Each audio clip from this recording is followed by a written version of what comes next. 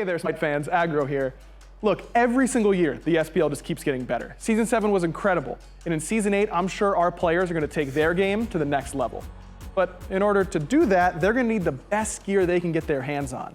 And that's why I'm so excited to announce that the title sponsor for Season 8 of the SPL is Alienware.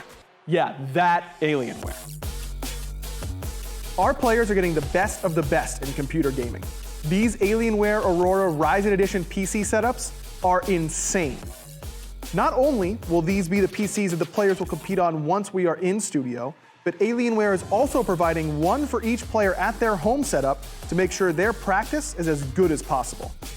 Now let's get down to brass tacks. The specs on these Alienware Aurora Ryzen Edition desktops are amazing. An AMD Ryzen 9 16-core processor. That's a lot of cores. That's plenty of processing power. That's a lot of cores. Plenty of cores. If you want to stream, this is the way to go. I know a lot about my cores, so. I mean, Pilates, right? 64 gigabytes of DDR4 RAM. What? Is that true? That is true. I mean, this thing has 64 gigs of DDR4 RAM. Which you can do literally anything with. Literally anything. I've never had more than 16 gigs. That's quadruple the amount I have at home. And one of the hottest commodities in the PC world, an NVIDIA GeForce 3090 graphics card. Insane how much better this is than what I have. The best graphics you really need, Ultra, of course. Content's gonna look good. And what's the point of all the power if you can't see it? Players will also be using the Alienware 25-inch 240 Hz monitors. Man, when I load into scrims with this bad boy, I'm gonna feed so hard. And it's gonna be in perfect picture quality. We are so excited to be partnering with Alienware for Season 8 of the SMITE Pro League. And the best part is, this VIP treatment, it's not just for the pros. You too can get the best possible SMITE experience. Just go to smitegame.com/Alienware and use code SMITEAW to get special discounts on some of Alienware's best products. Thanks again to Alienware. Make sure you're following them on Twitter and Instagram. That's at Alienware on both platforms. And you can join their community at alienwarearena.com. And you're telling me an alien wore this?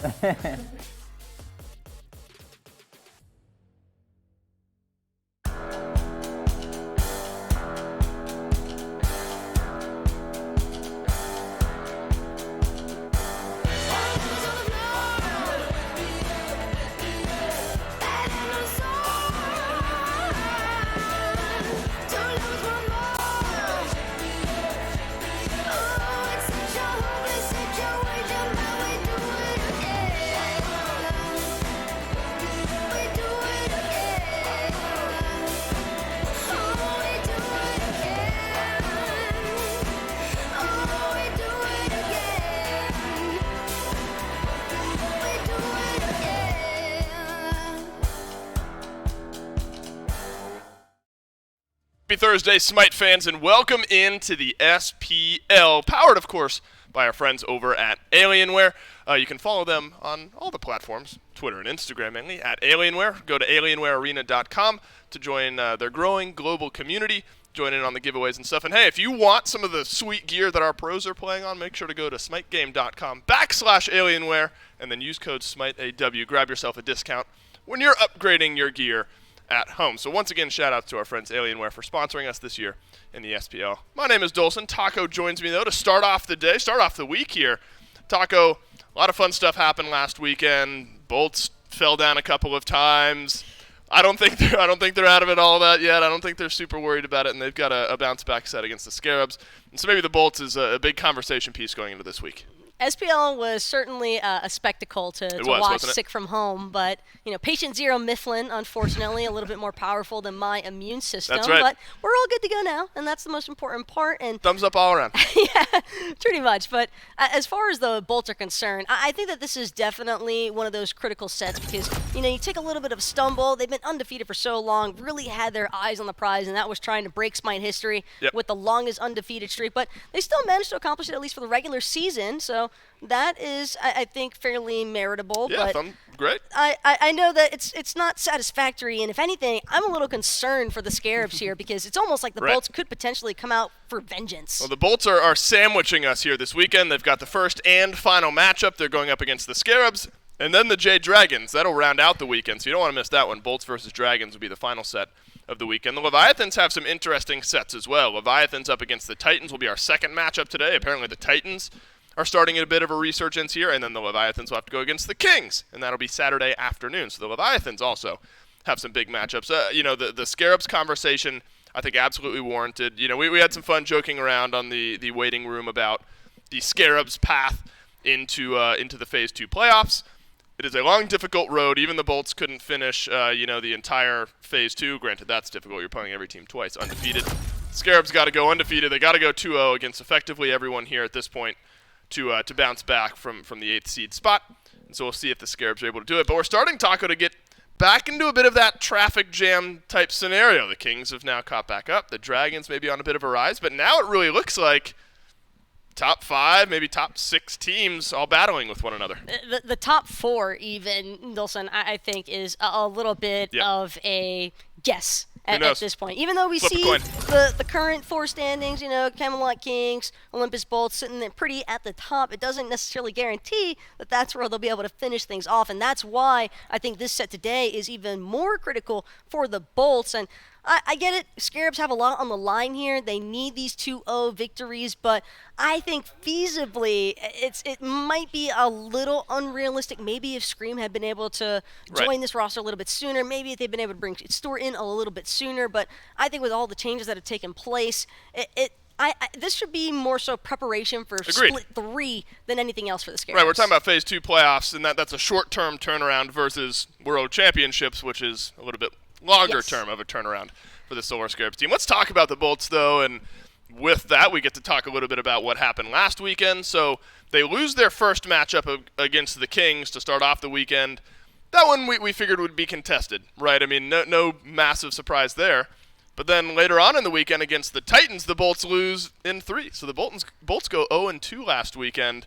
What do you think went wrong, and are they going to bounce back here? From what I saw, I think the 2 biggest aspects that I really took note of were that there were immediate challenges towards critical positions on the Bolts rosters and in different sets as well. I think that teams just did a great job. Camelot Kings, I want to highlight their performance up against the Bolts. They really punished Awesome Jake, and it kind of has that trickle-down effect because if you're taking out one of the core 3 being that mid-jungle support role, it places a lot of pressure elsewhere. And again, Venenu, he's been doing a fantastic job, but when you can't necessarily work through your frontlining members the way that you would, or the way that we've been accustomed to seeing from this Bolts roster, I just think that it became too much strain here for one mage player to take on. Right. I won't even say it was an uncharacteristically bad weekend from Ven. I'll say it was an uncharacteristically quiet weekend from Ven. 2-1-2 in the first game versus the Kings, and 0-1-1. Those were very kind of slow, build-up, grindy games, and then by the time we got to the late game, Ven and the rest of the Bolts just weren't able to turn things around. Then against the Titans, 0 kills in the first loss, 0 kills in the second loss, and then went 3-1-9. So I think that's such an interesting point where you take out one of these big pillars for this Bolts team, and then one of the other pillars tends to struggle because they have to carry a little bit more weight. So if we're going to talk about the bounce back then of this Bolts squad, a lot of it's got to be centered around Venenu and maybe Awesome Jake as well. For sure, and I don't think it was exclusively. I don't want to, emphasize all the blame was on Awesome Jake by any means, because it's always a team showing no matter what, and I think that this Bolts roster will be the first to agree with that. But Venenu is certainly a player who's got a level head, and I think, if anything, these were just growing pains for the team, but definitely important lessons to be learned. Yeah, nobody's slamming the panic button on the Olympus Bolts just yet, and I'm sure Venenu also not slamming the panic button on the Olympus Bolts just yet, and he'll join me to confirm that fact. Venenu, thanks for sitting down with me first and foremost. I joked about it a little bit last weekend. Was there some mandatory fun time after the tough weekend for the Bolts? No, we just kind of all got on the same page and just sat down and talked to each other after the games, make sure everyone's fine with losing and stuff. We went into that week with a different style of play. We wanted to try it out, and it just didn't work out. So just got to redo things. And so I imagine then that means you figure, and I assume we all figure, that the team responded well to the losses, and the way that you guys were able to work through that was in a conducive and healthy manner. Yeah, I mean, you got to lose to learn. I mean, that's like the classic Right. saying and everything like that. I mean, it just takes losing. You got to be able to lose to grow as a team and grow as players. So, yeah, we practiced a bunch this week, and yeah, we're excited to play. And the good news is, it's better to lose now in the middle of phase 2 than it is to lose later on. So I think getting some of the losses out of the way. Sure. Give me some thoughts here on the Scarabs. They add in Scream, bit of a different look of a team. What's your take on the new look Scarabs? I think they're looking strong. They definitely have still some growing to do and everything like that. I think Scream adds a lot to that team. So yeah, we've done our preparation, and yeah, we're excited to play. Excited to watch you guys back in action. Ven, thanks for sitting down with me, and best of luck. Thank you. And so Venenu, confident, not super worried about it. And, we all knew, I think, that the Bolts, after a couple losses, they've got a good environment over there. The team media day that we had with them was a lot of fun. And so I don't think there were ever real concerns around the Olympus Bolts. But they now have to bounce back, right? It's an 0-2 weekend. We say, you brush off the losses. You gotta lose to learn, is what Ven said there. And your next game, and you were a little worried about them, is against the Scarabs because you're worried because the Bolts are maybe coming in with a vengeance, Taco. But so are Scarabs, a team that have shown some growth, and a lot of that centered around bringing in Scream. And Scream, of course, being as experienced as he is as a player and as talented as he is as a jungler, is bound to make things, I think, a little bit easier as well for Barani, because it's not often that you get to mix in or bring somebody new in that already has so much seasoned experience. And I think the nice part about Scream pairing him alongside of Baronic is that he might be able to be a little bit more of that assertive measure, I think, to kind of control a little bit more so of that mid-map pressure. Yeah, and Baronic has really clung to some of the rising meta picks. Not that any of the other mid laners hadn't, but Tiamat's been there, Raijin's been there, Merlin has looked good, Morgan Le Fay picked up a couple times, and in a couple losses to the Kings, actually Baronic looked pretty good on Morgan Le Fay. 4-1-1 in a loss, 2-4-5. So all things considered, not horrible up against maybe the best team in the SPL right now. And so I think that's something that's interesting to look at, the ever-changing meta here in the mid lane. But what's your take on Baronic here at this point? Because I think we've seen big growth from this player. From the early days of the Solar Scarabs in Season 8 to now, I think Baronic's gotten a lot better. See, people talk about Baronic and this growth that he's had throughout the season, Dave, but I honestly think that it's always been that way. Baronic, from his time on console and transitioning into the world of PC for Pro League, I really don't think that we have seen many issues as far as his mechanics are concerned. Right. And I guess that's more so what I'm getting at with a player like Scream, who just kind of has that ability to, I think, read where plays would be best suited. And when you have somebody that's as consistent as Baronic in terms of mechanics, I know earlier on maybe in like your first couple of sets of the Scarabs, you might have seen some faltering here and there, but for the most part, I think that Baronic just tends to get overlooked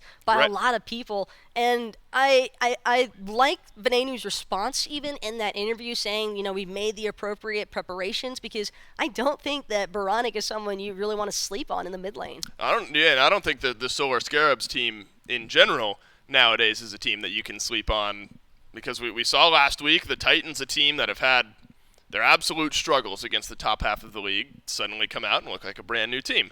This is a Scarabs team that's been rebuilding, starting to look a little bit better, and now could maybe be in the wheelhouse of finding some games off of these top 4 teams as well. So nobody can be counted out at this point in the SPL. As we move forward into picks and bans here in a little bit, I am curious. We had a segment on the waiting room about the healer meta and all the fun that's brought to the table. I do want to get your take on it. Do you think that is specifically a Paul/variety style thing, or do you think the healer solo mage meta is here to stay? I think you're going to see players that have those signature kind of healer picks surface, but at the same time, I don't think healer meta ever really left in Season 8. That's fair. Even with some of the adjustments to the map, I think that it primarily just comes down to pure compositions for this pro level of play. And while I feel healers will always have a position in the meta, given the fact that mages in general are just incredibly strong right now, I think frontline assets surrounding those healers are more so the takeaway than anything else. And then you kind of transition that conversation to the specific matchup between Bolts and Scarabs. I look at the solo lane. I don't know if I ever want Haddix off of something like aggressive and in your face. You know what I mean? Like if it's not a King Arthur, if it's not a Kilcullen, if it's not, hell, even throw a Tyr, something like that in there. I think it would just feel weird to see Haddix running around on a Hell or something like that. SOT, a little bit more quirky, and that's a good thing, I think, in the variety that he has in some of his picks there. So I don't know. I hesitate to think that we're going to see massive healer shifts over into the solo lane here in this matchup, but maybe we'll see. In picks and bans for game one, we'll answer that question for me just fine. I want to start off the conversation with the guy that we left the camera on just a second ago, Barracuda, and really around this duo lane, because talk about a tall task for Stewart and inbound. You're going up against Jake and Barracuda, so this could be a matchup where there's a lot of presence over there in the duo lane. Definitely expecting the Bolts to try and hammer down in this duo lane with some aggressive measures, and that's one thing that I think Awesome Jay can certainly fit the bill on perfectly. He's someone that is very well known for his utility play in terms of the Emoja and the Fafnirs, and I think that those are also picks that have definitely tended to benefit the Bolts in comparison to the Solar Scarabs. I think that it might be in the Scarabs' best... It might be better suited for them to just look at banning away some of those frontline components from the Olympus Bolts as opposed to just trying to prioritize Barracuda's picks. Wow, and the Bolts are going to go right after the other side of that conversation in Stewart. Heimdall taken away. Stewart has played Heimdall 50% of the games in the last 6, at least. 20% overall are the Heimdall picks there for him. And this guy on your screen as well maybe needs an eye turn towards him with Scream on the camera there. So Erlang Shen and Odin both taken away by the Bolts as well. Jake receives a little bit of love in the ban column with the Emoja and the Ymir getting taken away. So clear thought lines, Taco, from all 6 of these bans. Artemis, Gilgamesh, Osiris, There's a lot just some still of the there. immediate picks that come to mind when looking at this Bolts roster, but it's going to be the Osiris, a relatively safe first pick option, has a lot of flexibility as well, and it's that guessing game that the Solar Scarabs are now going to have to play. We've seen this pick time and time again, headed for Lasbra in the jungle, but that's not to say that Haddix couldn't choose to pilot it, because even though we touched on the fact that Solar Troll is a little bit of a wild card factor at times, I definitely think that Haddix just being able to be as brutally aggressive as possible could be detrimental to the Solar Scarabs on those side lanes. And there's still a lot available, Taco. You listed a lot of really great picks there. Osiris being one of them. Artemis and Gilgamesh were in that conversation as well. The Solar Scarabs, for the time being, don't want one of those two because Fenrir is going to be the top priority. And they don't want either of those two. They want Fenrir and Izanami, while leaving Artemis and Gilgamesh available to pick. Well, you asked me about how that dual lane was going to fare for the Solar Scarabs, and if history serves to repeat itself, then we might be seeing Fenrir for the support role here for inbound. He does tend to fare a bit better for the Solar Scarabs roster when he is able to be unapologetically aggressive, and Fenrir is certainly a pick that he could accomplish all of that with. However, leaving that Artemis open for the Bolts to take, Dulcin, would introduce such a strong team fighting dynamic here for the Bolts. They're already going to go ahead and lock in the Ares. I think that this is an incredibly strong pick up against the likes of an Izanami. She can really struggle with escaping from Ares, especially since you're going to have some of that dot tick damage from the chains, as well as an easy reveal in that Path of Flames, and the no escape, most importantly. All right, so Hell is locked in here. And I was going to say, and we'll see how the Solar Scarabs respond in bans here. If the Bolts really wanted Artemis, they might have needed to take her there. The Solar Scarabs can now ban her away in the second wave if they are concerned about playing inside Artemis. So this Hell brings some intrigue in here, Taco. And I'll let you tell me if I'm just totally off base. I think there's still a world, right, where Osiris could be jungle, Hell could be solo, and we're maybe still looking for a mid laner. I mean, do you think there's maybe some playability with some of those picks, or not really? You feeling confident in Hell mid, Osiris solo? I don't think that anything is outside the world of possibility here when it comes to Haddix in the mid lane. I would say it's unlikely, but not impossible. That's for sure. And I think the primary thing for the Bolts here, I think they were kind of forced, in a sense, to taking this Hell just so they wouldn't compromise themselves with this early Ares pick for Awesome Jake, because you have to remember, Baronic, he's not shy when it comes to picking the healers like Hell, and having that giant cleanse for an ability like the No Escape would certainly be a pretty big shutdown factor up against the Bolts' top 3 so far. Giannis is a bold take, though, for Baronic. I mean, you really want to show your gruff and challenge what the enemy team is bringing to the table, and you take Giannis into the likes of an Ares. So clearly, fear not the concern here for Baronic. He still wants to try and see if he can maybe control a little bit more of that map presence with the through space and times. And I think that's something that we discussed in the earlier pregame segment, even before picks and bans. Baronic has never seemed like a guy who's second-guessing his mechanics, his skill level, and I think this type of pick does show that. We had a bit of a conversation around the Artemis. She gets let through the second wave of bans here by the Solar Scarabs. More emphasis put on the ROM, more on the Hachiman. A couple of picks, though, that have a little extra mobility in that kit. Do you think the Artemis then just might not match up well into what the Scarabs are drafting? I think Chernobog could possibly enter the discussion here. He's kind of been, I think, a little bit hidden as far as the meta is concerned, but would introduce a nice global factor here for the Bolts if they do choose to take the Chernobog. But I think it's relatively open-ended so far, Dolson, and there's a lot of team fighting aspects either way. And what I'm really keeping in mind at the end of it all is that when you look at this Bolts draft so far, Ares, Osiris, it's just so much aggression. And so this is more of the wrecking ball style of play, I think, that we're seeing the Bolts kind of try to set themselves up for. The Xing 10 lock-in now, not necessarily guaranteed, though, to be for inbound in that support role. I think, if anything, would probably personally prefer to see that Xing 10 for solo or troll and leave Bobby to play the aggressive picks like the Fenrir. I agree with you there on what I would like to see, because I think when we talk about inbound, in a lot of the conversations we've had about inbound throughout Season 8 so far, it's that on the Hercules, the Fenrirs, the in-your-face aggressive picks, you can just kind of unleash things. Bobby tends to look a little bit better. So I like this Fenrir pick if it does end up being for inbound. Xing Chen then, of course, would have to rotate over to the solo lane. So we noted a few of the picks that made it through the first wave of bans and that were in the conversation for first pickable. Osiris is one of them.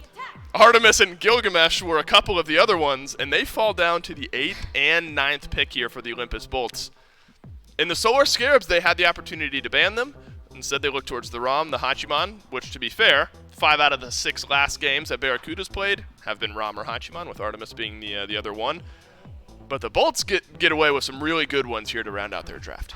A Raven could potentially be strong here, though. Just if you're looking for that outright dive potential, then maybe you just got to try and just capitalize on punishing the Bolts backline before they have a chance to escape. Yes! That's going to be a classic here. Thank you. From Scream. I've been begging for it. The Thor. Well, actually, we shouldn't be too gung ho on this just yet, because there is a slight chance. There's a non-zero chance that is SOT in the solo lane, right? It could also be for inbound. These are relatively flexible picks. I don't believe you. Is that a thing? Is Thor support a thing? Thor support could very well be a thing here. I wouldn't say that it's a guarantee by any means, but I'm not going to throw it. It might be a 1% chance, but it's not zero, right? Yes. All right. So what we hope then maybe is that it's Scream on Thor, Fenrir for inbound, and then Xing Chen over in the solo lane. Let's talk about the draft as a whole, though, for the Solar Scarabs team. Izanami was a bit of the wild card thrown in there. Do you think she fits well with the rest of the draft that's been built around her? I think the Izanami might have been better suited being held a little bit later in the draft, because when you take the Iza this early on, yes, you establish that there's going to be a lot of early laning pressure and clear, but on that same note, you make it very easy, I think, for the Bolts to look for picks around it that are just great at punishing her escape measures, and Izanami really doesn't have a whole lot of safety features. Dark Portal really only providing a silence for a second or so. It's not typically going to be enough to actually create a gap here. So I think that's where Baronic on this Giannis is really going to become a crucial asset here for the Solar Scarabs, and how well the Solar Scarabs are able to maintain their rotational pressure with their globals. Here's the X factor, though, and it's that Barracuda is on the other team, and there's a Giannis on the Scarabs, and Barra's just going to take every through space and time, it feels like. That's honing magnet. Right, he's got the magnet on it. But realistically, though, with this Artemis, it felt like the Solar Scarabs might know that pick was coming down the pipeline. Is immobility a concern here when you're going up against a Thor, a Fenrir, or hell, even a Giannis? Normally I would agree, but given the stuff that's surrounding this Artemis, you've got an Ares, Osiris, and a Gilgamesh. I can't imagine a beefier front line to work behind. And not only that, but it's going to be tough for the Solar Scarabs to keep track of those Tuskies inside of the team fights, because Caledonian Boar can easily be launched off throughout that Winds of Shamash. Just a whole lot of AoE control is what I'm seeing right now from the Bolts. But the Solar Scarabs, I think their win conditions are going to rely on looking for picks time and time again. The Olympus Bolts trying to bounce back after an 0-2 weekend last weekend. Can the Solar Scarabs continue to build on some of that momentum? Game number 1, Bolts Scarab, starts right now. I'm curious where all these drafts are going to line up for it, but it will be the Thor over in solo lane for solo or troll. There was a little hint about it being support.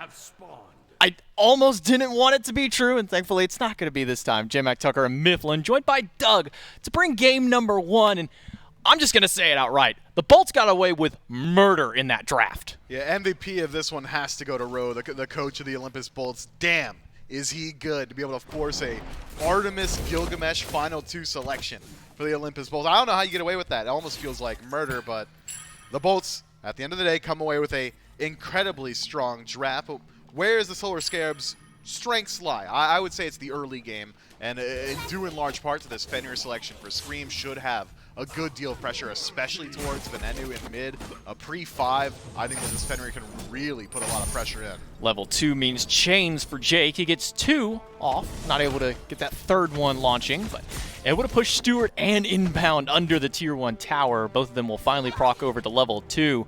But this Ares early on, lots of lane pressure to make up for Artemis's lack of early lane clear. But immediately going back through, second chain, looking for a third one, all 3 on Inbound. The flames continue to burst down, but Bear's not focused on Inbound. He's focused on Stewart, forcing him to pick up that dash second and back under the tower. So here's the thing about how Artemis, does lack a little bit insofar as lane clear. She doesn't care. That's not the concern. That's not what you're picking Artemis for. This is a kill-heavy lane. Awesome Jake 408 on the Ares just needs to apply a slow, and then I trust Barracuda to do exactly what he did right there in that last skirmish, which is land the raw trap. Don't need hard CC. Instead, just a little bit of setup as Haddix struggle a little bit here in the early game, falls down low. And then after you find that trap, the Transgressor's Fate, you kind of just slam enemy gods. Right in that situation, Stewart loses out on the majority of his potions. Inbound's already down to his last HP potion as well. Solar Scarab's dual lane is going to need a bailout pretty soon. Man, we've had the 10 Benevolent start before. I don't think I've ever seen a 10 Purification bead start. Every single player picking them up, but with no surprise to it. Leap in from Scream forces Haddix to leap away, and Laz will rotate to get a little bit of damage. But also curious here, SOT doesn't go for the Fighter's Mask that we've seen so time and time again from these Soul Laners. Instead, picks up for the Tower Shield as his first item. A little bit of survivability, has good level up options. I think it's pretty interesting. It kind of spells how he's looking to play this lane. Wants to be able to scale quickly and rotate out as Lazra in some trouble. Brutalizing one final basic is all that's necessary to take him down. Solar Scarab strike first. Yet again, they've been getting a lot of these first bloods, and a lot of it off the back of Scream. Man, Scream has been doing so much for his team in the early game. It's been really Scream and SOT kind of Voltroning up together. Very often the Solar Scarabs in their early game is just rotating through this soul lane, just trying to make something happen over there. Generally, Scream is able to do exactly that and try and spread his wealth to the rest of the map. It's not the early game that I'm concerned about for the Solar Scarabs. It's been that mid game, it's that late game, how they utilize these leads, because finding the lead has been very consistent for them. They do it almost every game. I'm a little curious to see the fact that the Gilgamesh was put in the solo lane compared to Lazarus' hands. It feels like that's been one of his go-tos if it is available for the jungle. But instead, it'll be the Osiris going to the jungle. Honestly, at this point, I'm not 100% sold. I'll say it time and time again. I've not been sold on the Osiris jungle as of whole. As of recently, I think Captain Twig, one of the more successful players for it.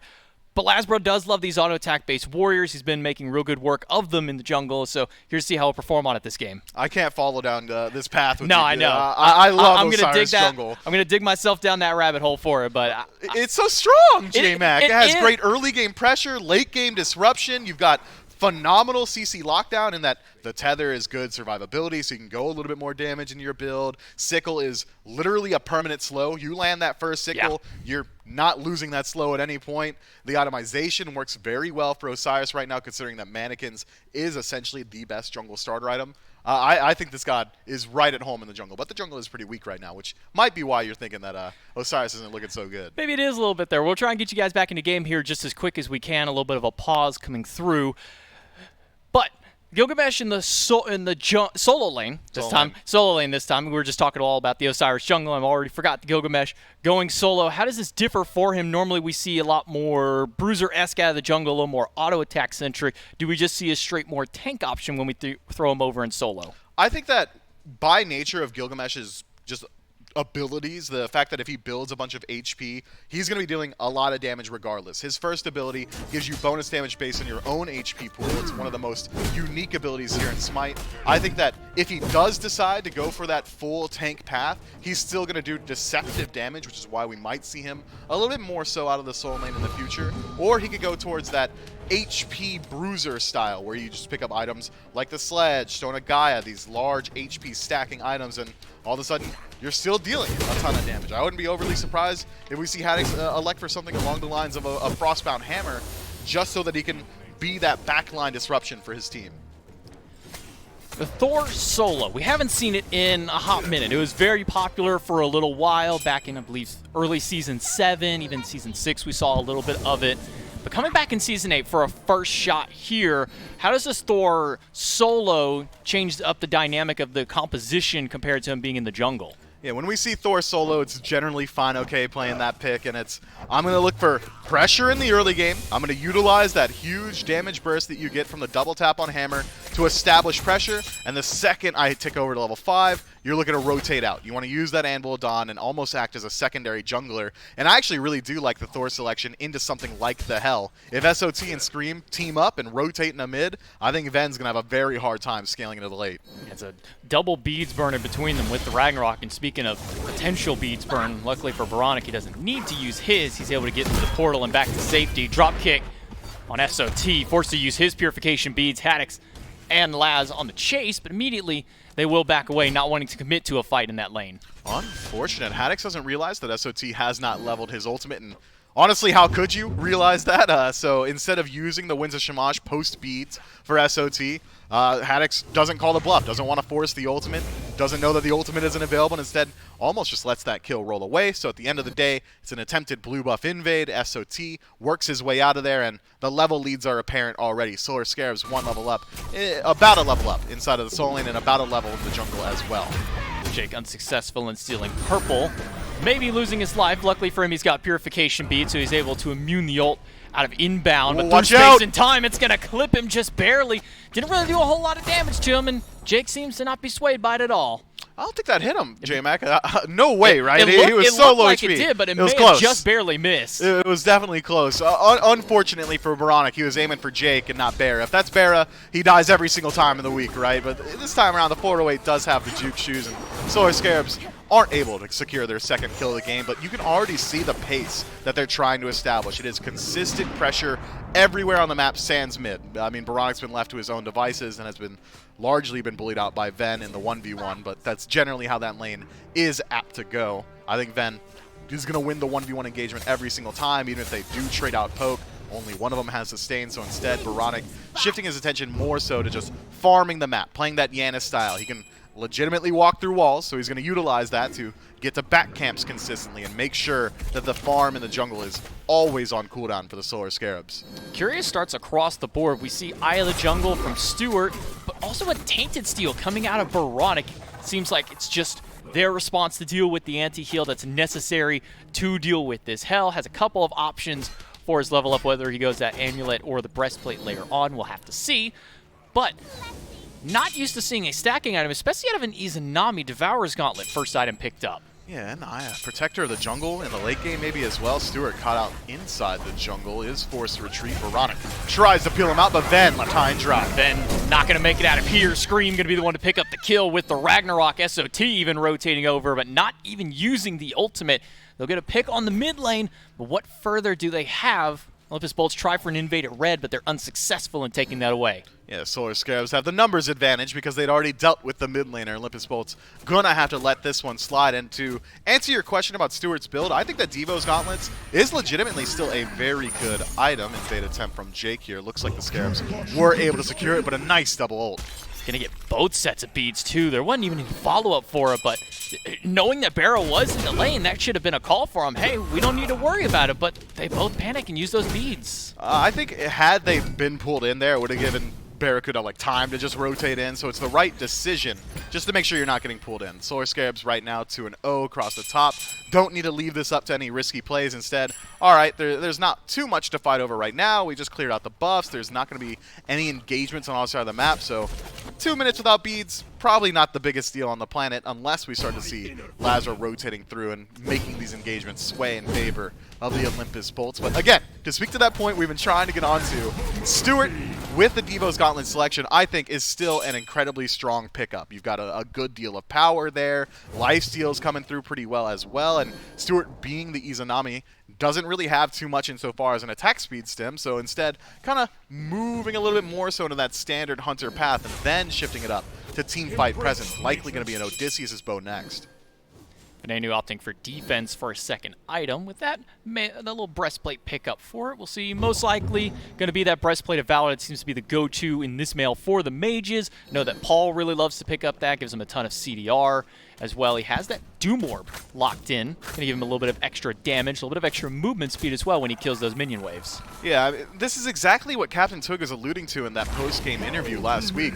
Once these Hells start to get defense online, if they're not falling behind, it becomes so hard to shut them down inside of the team fight. If they're a frontline bruiser that is simultaneously healing the team, giving everybody a speed boost, and slowing down everyone on the enemy side with that second ability in the dark stance, it's just a constant source of utility for your squad.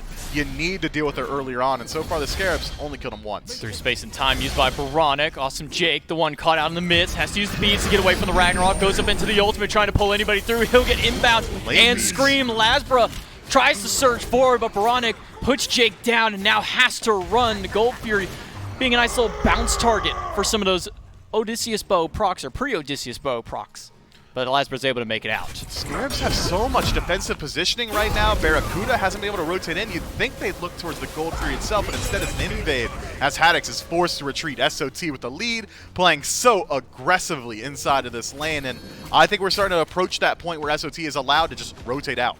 Haddix is trying to figure out which direction he needs to go. Double tap from Solar Troll. Didn't even need the wall for the stun to guarantee a nice pickup by the solo laner. Lazar on the rotation in, but too little too late. Breastplate of Valor plus blue buff gives him so much CDR, and SOT utilizes that to go ahead and rotate out now. It's Ven pulling the Pyro. Scarabs may have bit off more they can chew. If Ven just holds on to it until Lazar gets here, can force the fight. Got it back after leashing it down to half health. But instantly the Bolts pick it back up and turn a kill in the solo lane against them to a Pyromancer in their favor. So big pickup by them. However, the gold lead still about 2,000 in favor of the Solar Scarabs experience. Hitting around that same point, you see a massive disparity in the solo lane, specifically about a level and a half to 2 in favor of SOT. But this is the pace that I think you expect with these drafts. The Solar Scarabs drafted for this phase of the game. It's aggression across the board. Inbound and Stewart playing together can play very aggressively. Jing Shen's got some of the best early game lockdown out of the Guardian selections. And then Dark Portal, as Taco highlighted, great burst damage as well as additional lockdown with that silence. Scream playing the Fenrir, obviously going to have a field day inside of the early game, and well, we've seen what SOT is capable of doing on this Thor. It's about what they do with the lead that they establish. That's been the definitive through line for these Solar Scarabs compositions is we get the lead, but what do we do with it? And so far, they've gotten just about nothing. Neutral objectives actually leaning in favor of the Olympus Bolts.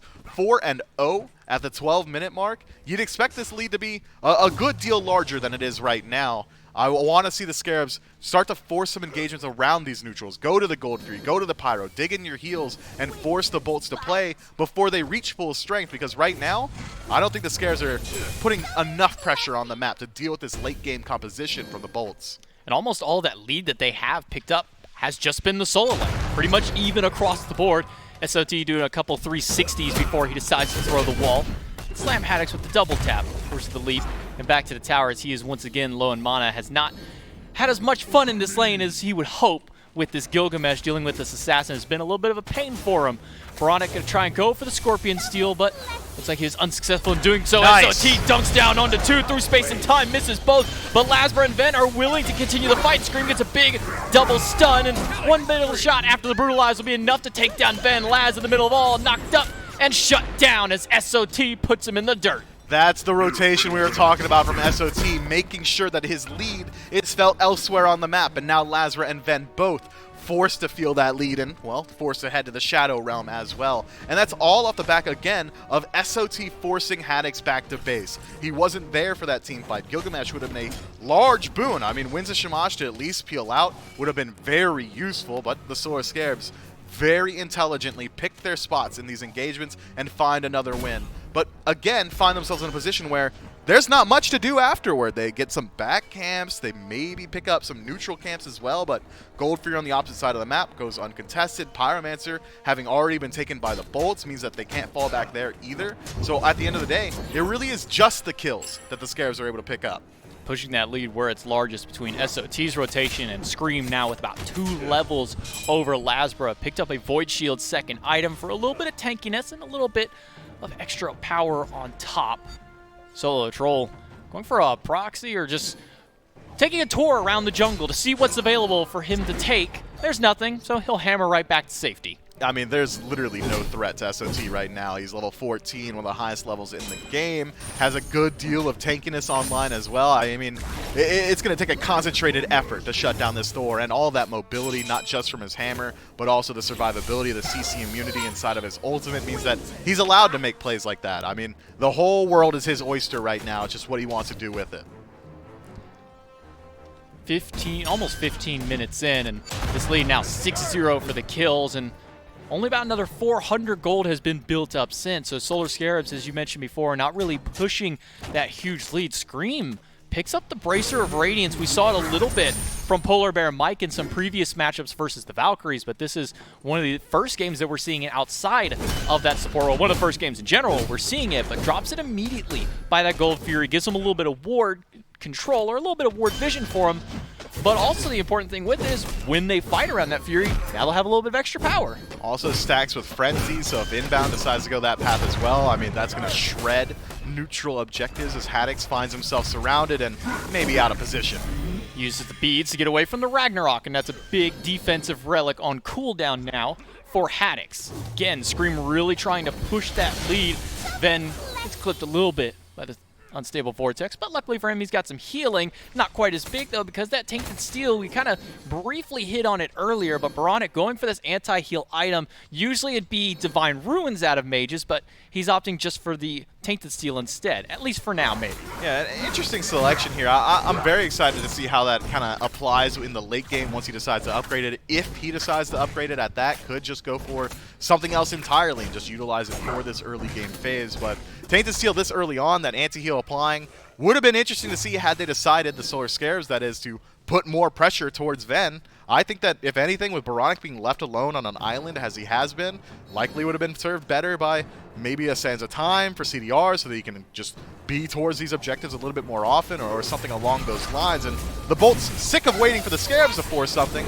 do it themselves, pulling the gold. Gold Fury down to a quarter inbound, the only one trying to steal it away through space and time. Close, but not close enough, as the Olympus Bolts secure the Fury and push the Scarabs away, ensuring that they don't go for any further fights around that objective. We actually saw Jake there playing around the through space and time, pulls it into like a really awkward position, the Gold Fury more so towards right where it spawned in the back of that pit, saying, no way Veronic's aiming right here, but that's exactly where Veronic was aiming, I guess, and almost strips that one away, but it is the Olympus Bolts that pick up the second neutral objective of this game, or third rather, as Pyromancer has been taken twice, and well, the Scarabs, they're running out of time. Inbound gets caught in the trap, and big chains by Jake, and a little extra assist from Lasbra, able to put down the support for the Scarabs. Now the power play in favor of the Bolts, But where will they push their lead towards? Dual lane tier 1 taken in the process, so another 500 gold leaning back towards the Bolts. And they put themselves back to near even, now only 1,000 gold separating them.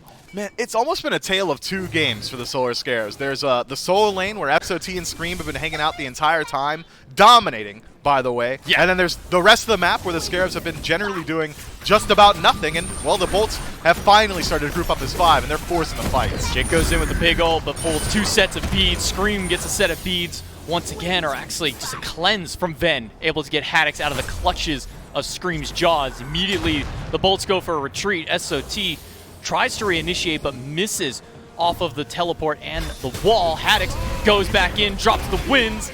Nobody locked inside, but Scream shoved against the wall by the drop kick. No further follow-up, and a big wall from SOT will lock almost everybody down, but Awesome Jake decides to walk back over, gets triple chain, gets the fire, but the wall will stop those flames. Man, this team fight from the Bolts is just so annoying. The defense from Jake, the effective tankiness that Van affords his team, and it's being utilized so well. Barracuda, sick of waiting as well, just says, hey guys, you guys are having a ton of fun forcing fights. I'll go ahead and rotate myself over to the soul lane, and the Olympus Bolts from behind have forced Gold Furies, they've forced towers, they've stripped away these permanent objectives, and they're still behind, by the way, but it's only been the Bolts forcing these actual engagements, whereas the Scarabs have been generally playing around these picks. They've gotten a good lead off of these picks, but haven't been able to do much off of it.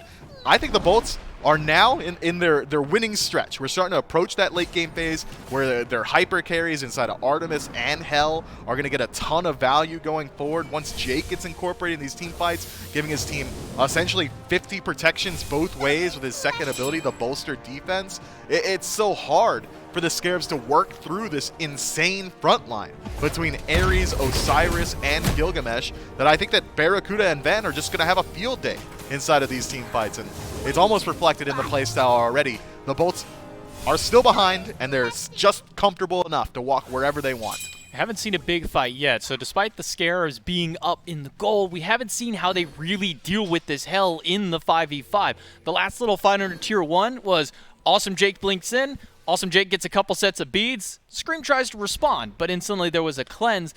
Venenu, essentially, aside from when he was ganked inside his own jungle in the first 5-6 minutes of the game, he's gone relatively untouched in these fights. Look, I think the Scarabs' answer now to Ven is, all right, Bronic, I need you to just line up your shot from 80 miles away, slam him through space and time, and hopefully you're one-shotting this Hell that doesn't really have any magic defense so far, because Scream can't do it on his own. Breastplate of Valor is a good deal of defense. It's going to be very hard for Fenrir to deal with, and both Fenrir Ultimate and Thor Ultimate are reactable for Hell. She can use the cleanse to get out of both. Just the second that Fenrir gets close in Ragnarok, all right, cleanse my feet. The second SOT starts to land, oh, there's a circle at my feet. Maybe I put another one there, and I'm CC immune all of a sudden. So it really is up to Inbound and Baronic to deal with this Hell, and maybe the help of SOT and Scream likely going to be required as well. But we're slowly slipping into this point in the game where I'd argue that the Solar Scarabs have missed their opportunity to deal with Venenu, and instead it's about just winning out on these team fights cleanly or sticking to this pick style. But either way, I think that the Scarabs had such a lead in the early game that it's just a shame that they didn't use it. Looked like they were trying to hunt for somebody in mid, but there were too many Bolts standing around for them to realistically make a big gank towards. SOT was leaning around that wall. You do see he has the upgraded Cursed Ankh available, and double Bracer pickup here. Even Inbound has picked up now an upgraded Bracer of Radiance. That'll grant him a Sentry Ward when he drops that one down, so very big and important for them.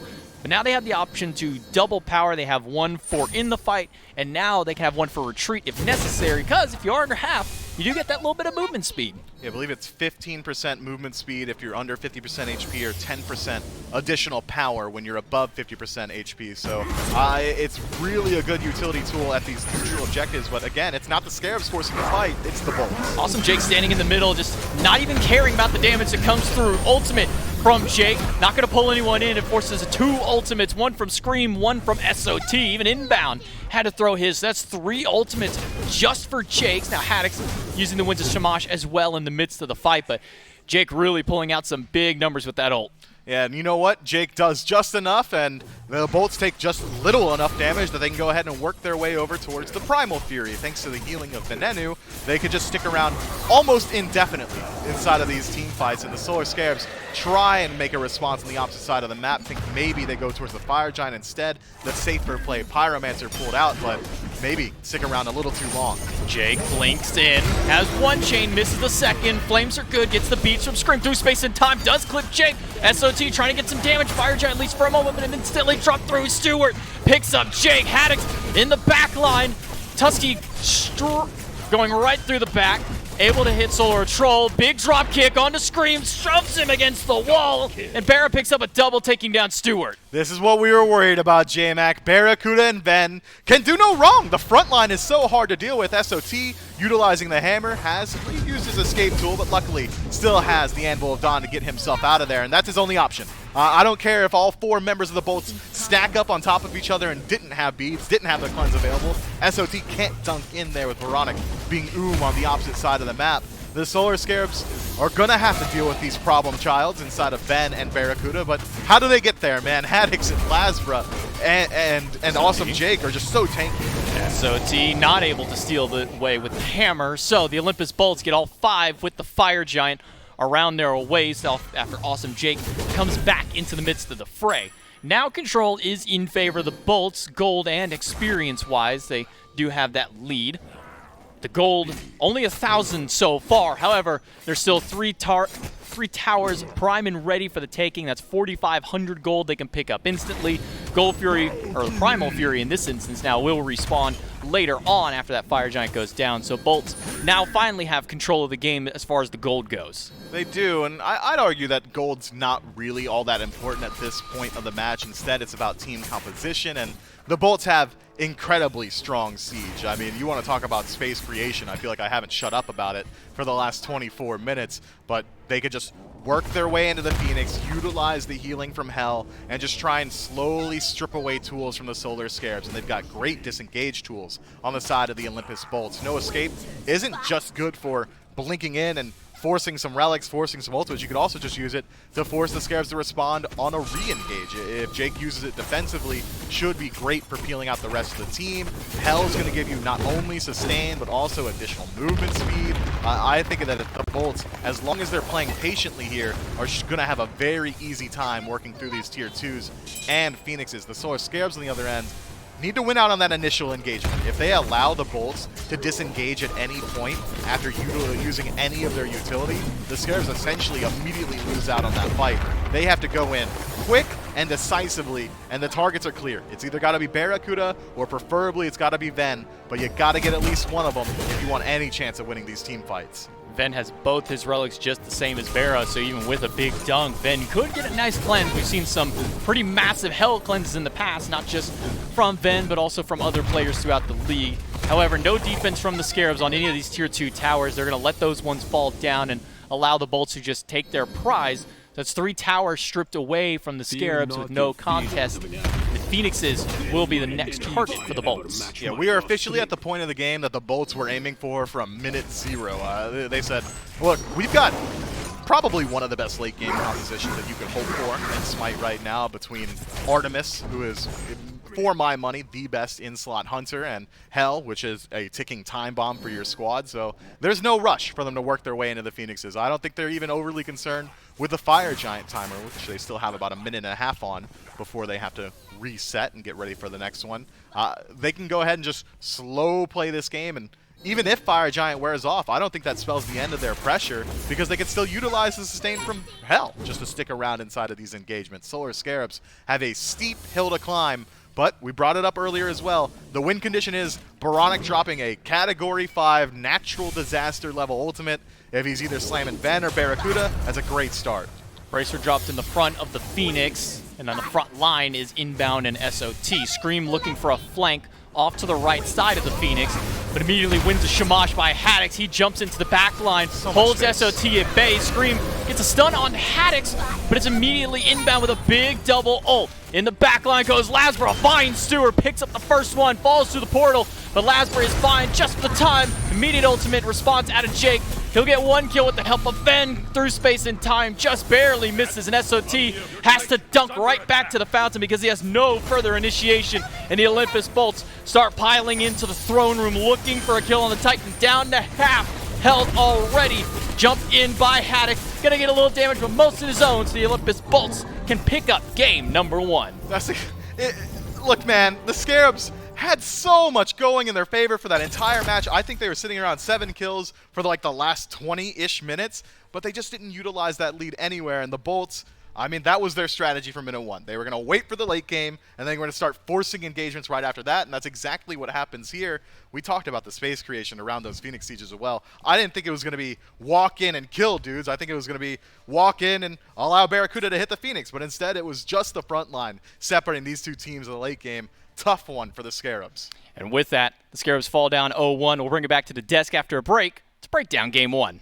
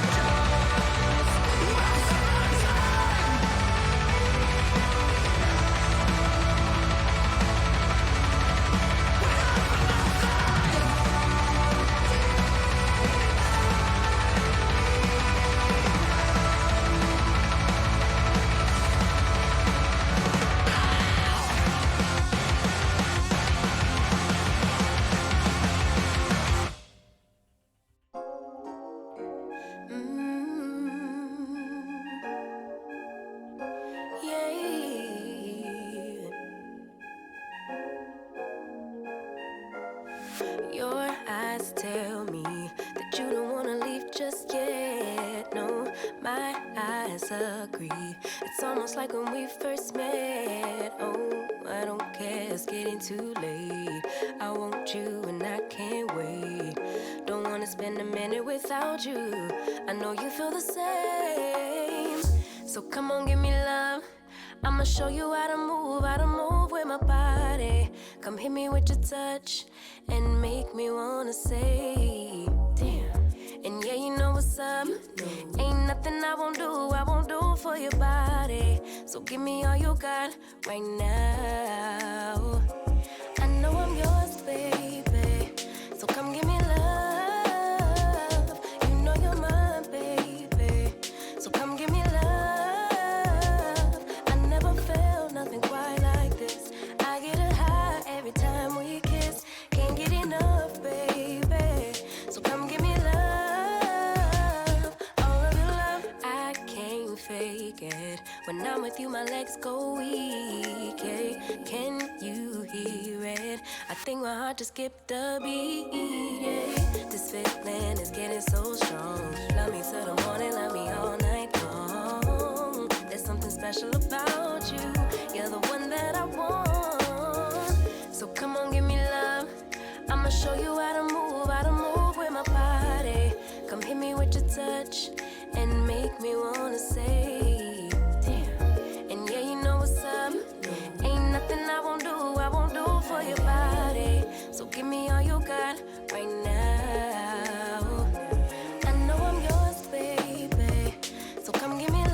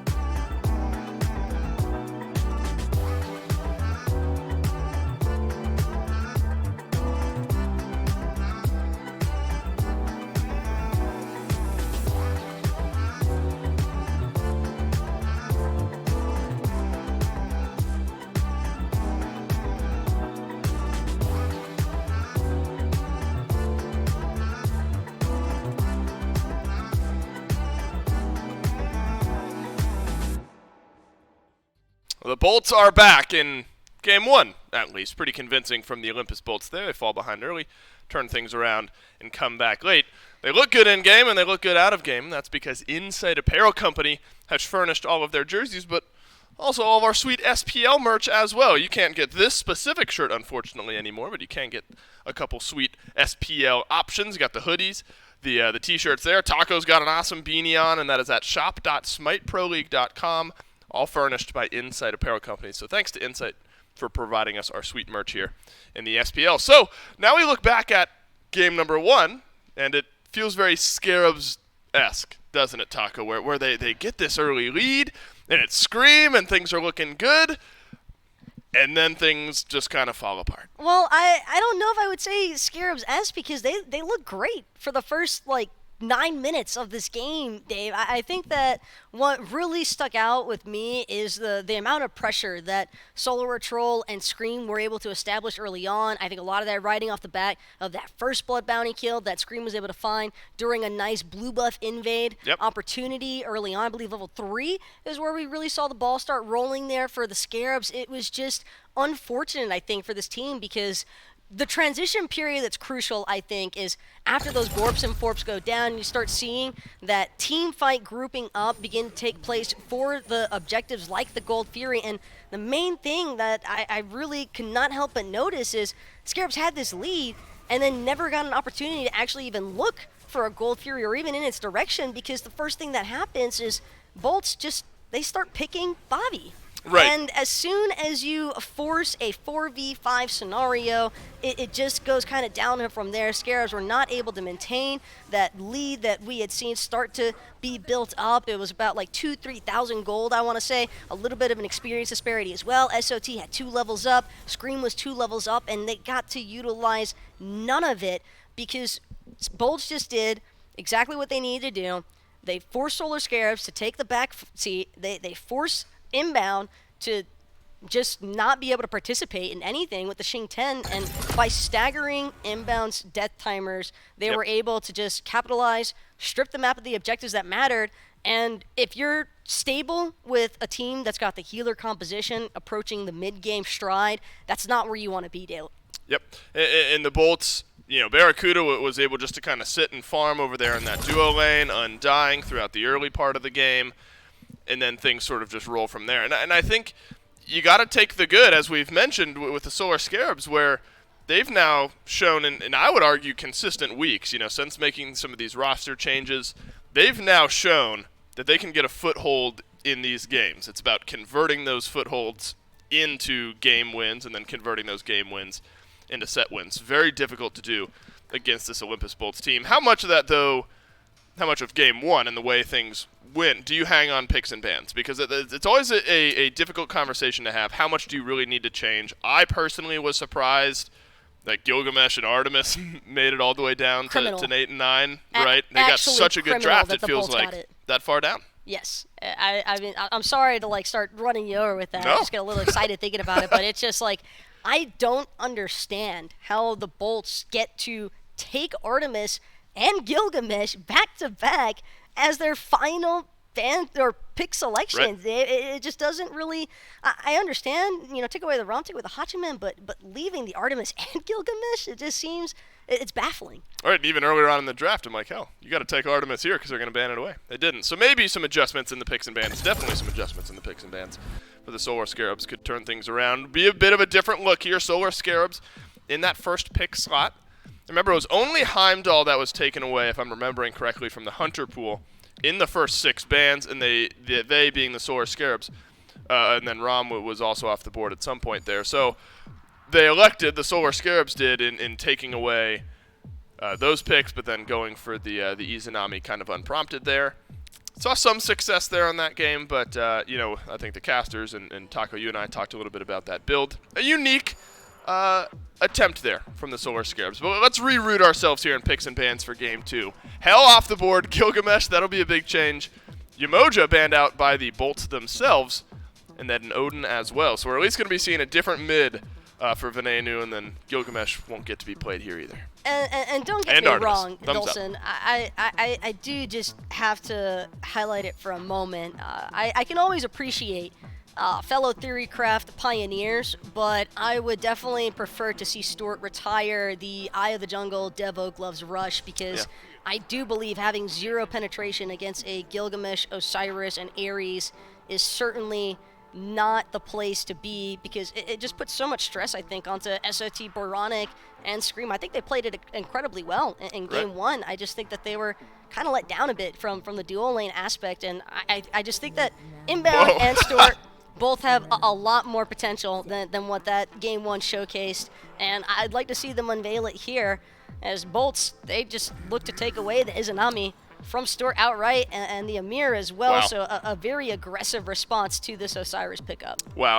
I'm not excited to see that if I'm on the Solar Scarabs right now, just because of how good Jake's Ymir is and how unique this Izanami pick is. And we'll follow along with the build here in this game, what Barracuda elects to go. We imagined it would be kind of standard from Iza because she pairs so well with that bow build. So maybe that's where Barracuda kind of returns to here in this game. Solar Scarabs with their first 3. Nothing to scoff at, though. Osiris, Cerberus, Giannis. Giannis looked pretty good there for Boronic at moments. You know, some steals that came very close. He gave his team a chance on that Giannis pick, and I think that's half the battle there. But then the mid lane matchup gets real interesting with Morrigan for Ven. Anything you can do, I can do better sort of mentality. Although I wouldn't necessarily guarantee that this is going to be Veneno intending to utilize that Changeling transformation for the Giannis exclusively. I think that it does really kind of put the Solar Scarabs in a bit of a pinch here, though, Dulcin, because Cerberus, Osiris, definitely a lot of dive potential there to harass the likes of Barracuda, especially on this Izanami for the backline, but I think Morrigan can more or less accomplish the same mission. All that Invis, 6 seconds of stealth, that's definitely nothing easy to deal with, and I am a little bit concerned for the Solar Scarabs, because you have to be smart about what you round your draft off with. You don't want to give too many tools back over to the Bolts to take advantage of with this Morrigan. Well, Lasbra, the focus in the last 2 bans, and talking about big pieces of utility for Lasbra, those are maybe his top 2 favorite picks here. So it's going to have to be different, of course, in the bottom 2 here, because Hunter's already been selected by the Olympus Bolts. Haddix, of course, won't get the Gilgamesh because that one got banned out by the Solar Scarabs as well, so good pivots in the bans, as we've already mentioned. And then the King Arthur Hover here. We kind of joked a little bit about the healer meta. Would we see the Bolts go to it? Outside of Ven playing the hell, I don't know if I want Haddix off of aggressive picks like the King Arthur, like the Gilgamesh. And it's a good, solid, W-key-esque frontliner that works here for the Bolts. I was almost curious to see whether or not he'd feel confident in running the Cthulhu back, because I have to remember how annoying it is with the double Cthulhu transformation possibilities. But even with the King Arthur, I think that's just going to be a control aspect. It's guaranteed frontline initiation, especially when you pair that alongside of the Amir.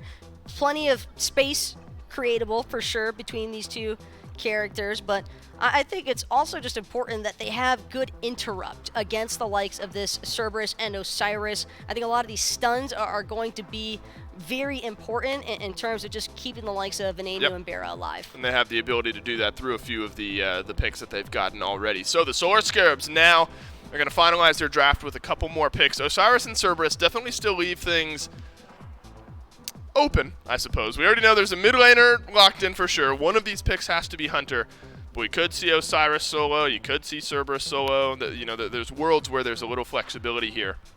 And so the Solar Scarabs, you talk about the Hunter pick because we know that's one of the 2 that they need for sure.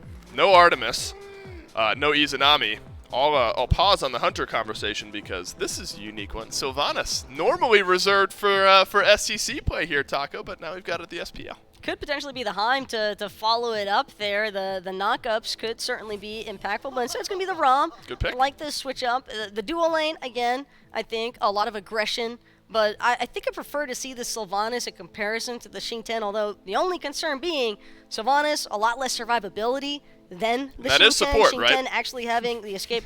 I would have to hope that this is Sylvanas in the dual lane. I think that SOT did a fantastic job on the Thor, but Sylvanas solo might be a little bit too much of a stretch, and I think Cerberus would just be much better suited for harassing against Haddix with that King Arthur. Yeah, the Thor, I think, actually really good. to give SOT some props there after game number 1. Thor looked great for him. So a bit of a playstyle pivot here onto the Cerberus, as we're assuming it's going to be an Osiris in the jungle. And then a Hebo to round out the draft. So this is interesting here, Taco. Maybe not so much. I mean, it's got to be jungle, right? I mean, it's got to be Lasber on the Hebo. I don't see any other way that this would work out. I'm seeing double crushing wave in the very near future. Not only that, double water cannons, double water spouts. I mean, all that's we say terrifying. the Havois has 3 ultimates for a reason. The burst damage alone from this Bolt's composition is pretty disgusting. But they have to make it there. That is one positive, I think, for the Solar Scarabs, is that they have taken laning phases that can, again, I think, run away with some early leads. I just want to see the Solar Scarabs kind of transition those laning phase leads into more objective play, because that's how you close these games out. Do you think this pick is one that Lasberg gives you some confidence on? It's been a lot of Osiris, Camazotz, Fenrir, Erlang Shen, now Hebo. What do you think? I've seen Lasbra run it down enough times in ranked, and granted, rank's not competitive play by any means, but if anything, I think that makes the Havois even more devastating to try and deal with, because the farm's probably going to be a little bit easier to maintain. I think it's really going to come down to how well Scream is going to be able to utilize this Osiris alongside Cerberus, Giannis, and Sylvanas to see how well they can punish it out. But the main thing I'm taking note of, while I feel as though this is a great frontline opportunity for the Solar Scarabs, these Atlas of the Yellow River, it's a big shutdown factor for a lot of the slows that the Solar Scarabs have drafted into.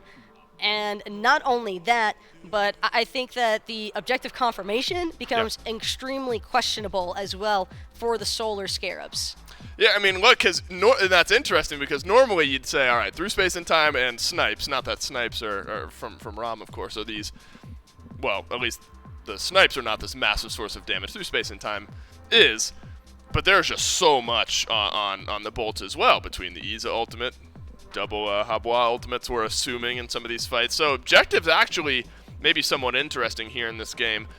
Talk to me a little bit about this Sylvanas, though, because we're in the midst of this healer meta. Hell, Aphrodite, a little bit's been the conversation there. And on the waiting room, we wondered if Sylvanas would maybe start to make his way into the meta. How important is the healing really here on Sylvanas? Is it overwhelming anti-heal minute 1 from the bolts? Where on that scale does it fall? I don't think that this Sylvanas healing is going to be all that substantial unless the Solar Scarabs are able to establish some early game laning phase leads to kind of enhance the Sylvanas, because you could look to try and buckle down maybe with we've seen Lotus Grounds in the past being bought relatively early on for some of these Sylvanas supports of past times, but again, it is relatively dangerous to kind of flirt with that idea, because if you're prioritizing the sustain for the team, that means that you're likely lacking another aspect elsewhere, that aspect being defense. And again, remember what Bolts did in game 1. They punished Bobby, they picked Bobby, and then they won the game after that because of it. And I think outside of the healing aspect of Sylvanas, the playstyle is so unique. How does this duo lane start to look, though? You got Sylvanas and Rom up against Izanami and Ymir. I think we figure, one, it's Jake, that there's going to be a bit of running it down on this Ymir. Do you expect a lot of pressure kill potential really in this lane, or with the Sylvanas, maybe enough sustain that keeps the Solar Scarabs in lane? I think the Scarabs are definitely going to have to be on their toes, Ymir especially, because Sylvanas has the root to utilize, and you have to remember the bonus damage from those astral arrows early on. I'm actually expecting the Solar Scarabs to have out-clear favoritism, at least for the first maybe 1 to 3 levels. After that, I think is where you start to see a little bit more of that Ymir Izanami pressure start to take over. At the very least, it'll largely be a stalemate, I'd imagine, as far as clear is concerned. And really in game 1, as we transition to game 2 here, the big concern for the Solar Scarabs is you built this early lead, and then the Bolt draft just kind of felt better as the game went on. They were able to take that game over. Do you have similar concerns about really either draft here, or where one is just drastically better in the early? Taco, you don't get to answer because the game will do all the answering for us. Game number 2 between the Bolts and the Solar Scarabs. Let's jump in. Sylvanas SPL debut, and for Inbound to be the one to take that for the Solar Scarabs. J-Mac Tucker and Mifflin joining me with Doug on the camera as per usual. Sylvanas, we've only seen him in the SCC a few times, usually out of support role. We've very rarely. Only Ice, I believe, played him in the jungle. I didn't expect that to be the case here in Game 1, but this Sylvanas early, that's a lot of pressure to build up with this ROM. Yeah, it should be a decent advantage insofar as lane clear. I think that the Solar Scarabs should be able to just keep those waves pushed in pretty consistently throughout the early game, but Taco brings up the exact same concern that I have for inbound on this pick, and that what's the comeback mechanic? If you fall behind, what do you do? You're an immobile Guardian, kind of similar to Ymir. Sure, you've got the passive to stop auto attacks from ringing true all the time, but it's very difficult for a tree like this to survive an early game deficit. So you're really relying on the Stew lane from the Solar Scarabs to have a good performance. And it seems like aggression is going to be the strategy. Looks like it is likely going to be a Lotus Crown pickup for inbound in that first slot. So once he's able to get back to base and spend that initial burst of gold, going to have a ton of survivability and damage. Jake finds the very outer edges of the cone to hit both members of the Solar Scarabs with a good freeze. So the level 1 advantage goes the way of the Bolts, and it looks like it could fall in similar suit with the pressure they've been able to establish, pushing them under Tier 1 tower already. As you mentioned, looking towards Lotus Crown for a first item, a lot of early protection, some power, but most importantly, the big boon of that one being the extra protections you get just from the heal. Freeze off the mark by Jake. Inbound gets a nice route, but just to stop them from going too much further forward. Yeah, seeing how this long lane's being played already, I'm expecting pretty slow pace over there. I mean, the Solar Scarabs going to utilize their clear to make sure they don't fall behind, and Jake and Barracuda are going to try their best to establish kill pressure, thanks to what Ymir affords you in the early game. Frostbite essentially turning you into a secondary hunter. You're dealing that kind of damage at levels 1 through 5. So we got to talk about what the neutral objectives are going to look like for both of these teams, and I think that the desk kind of hits it perfectly. It's all advantage bolts. I mean, it's not just Hubwa ultimate. It's not just Crushing Wave that gives you advantage on secure. It's the second Crushing Wave. It's Shards of Ice in the early game being harder hitting than just about anything that the Solar Scarabs are able to bring. So if the bolts are able to establish defensive positioning on Pyromancer or Gold Fury, I think the Scarabs have to all-in commit before it comes down to the coin toss. Jake gets another freeze. Inbound, forces him to walk away and use the Heavenly Agility just because of the slow following afterwards. So presence has been established in that duo. Scream fade against Lasbra, pushing him away. That Hubwa, not very tanky early on in the jungle. It is one of the squishier mages in the game when you throw him in the jungle, even with the help of that starter item. Can't really deal with the guard or a warrior too well. No, Hubwa does get a recent buff to his early game. I think it's 10 more base power on the water cannon, which helps out a little bit, but it certainly doesn't make him an early game menace. So Lasbra getting bullied out in the side of the jungle makes perfect sense to me as Barracuda and Jake attempt a purple buff invade. They're forced to retreat once Baronic shows his face on the map. And this is exactly it. The pressure that the Solar Scarabs were able to establish early on, just thanks to their clear, gets crushed by Jake finding multiple multi-man freezes. Just so much damage output already from the Olympus bolts on that side of the map. See a little bit more of early game ingenuity with Barracuda now being the one to pick up a Tainted Steel for a starter item. Maybe a little bit easier to apply with that Izanami. Just throw a couple of basics out there and eventually one of them will land on target and start to apply that anti-heal. So making sure to keep this Sylvanas at bay. Early on, Sylvanas heal pretty good just because base value alone. Your base health is lower, your base damage is going to be a little bit higher for it, but as the game goes on, could be a little bit more of a problem. Where on the slipping slope of the 1 to 10 scale does Sylvanas kind of sit with his heals? Early game, good, but how does he late game kind of slide on that scale? Good lord. That question's so hard. Are we comparing him to like hell? Okay, so he's not hell. So on a scale of Ardio to hell, Ardio's, line Ardio's being the only 1. heal. Ardio's 1 being her heal, Ardio's 3 he's being like her a solid heal. 6. Okay. Yeah, it's a good bit of sustain for his team. Has a great way to apply the Lotus Crown to multiple targets. I think he's just fine. Gets caught out by the freeze, and the ultimate immediately. He's going to take a lot of damage. Not and fine. Barra gets the last hit with it. Through space and time from Baronic trying to make a chase out. Lasper caught out, but manages to get out of danger. Thanks to Venenu transforming into the Honest to get an ult of their own. Nice use of that mid lane ultimate. It is, but that's again aggression from the Olympus bolts. Inbound, caught out of position, a little bit far behind, doesn't have that level 5 available to him, so immediately gets engaged upon. And despite having double Yanis portals coming through, it really is just the duo link of the Olympus bolts that separates that engagement, and that's exactly what you want to see from Jake in the early. Another purple buff invade. Successful. Uh-oh. But Jake may not make it out with his life. Slips one portal, but just too many people around and too many targets thrown at the ground. So Jake will fall down, but a successful invade at the very least for his trouble. Yeah, at least able to strip away some of the farm from Stewart and establishes a 1-level lead for Barracuda, who now has to try and defend his own buff. That is a nice attempt there. Looks like he might have been successful in keeping that one away, as Inbound does not pick it up. Clean play from the Olympus Bolts. And we said that earlier, Inbound immobile on this Guardian. Well, you can say the exact same thing of Jake. Gets caught out slightly on the purple buff, and a 4-man rotation at the 5-minute mark should be just enough. SOT going to use the ultimate to try and get a little bit of extra damage and pick up both targets so he could steal away the Scorpions. So that does go the way of the Solar Scarabs. A nice little boost for them early on, getting some gold and experience. SOT has pretty much a similar experience level that hi-rez does, but interesting first item from him, Tyrannical Plate Helm. Maybe one of the first times we're seeing this item picked up. God, I'm going to expose myself for my trash math, but I think it's like 120 power once you've got that passive fully stacked up.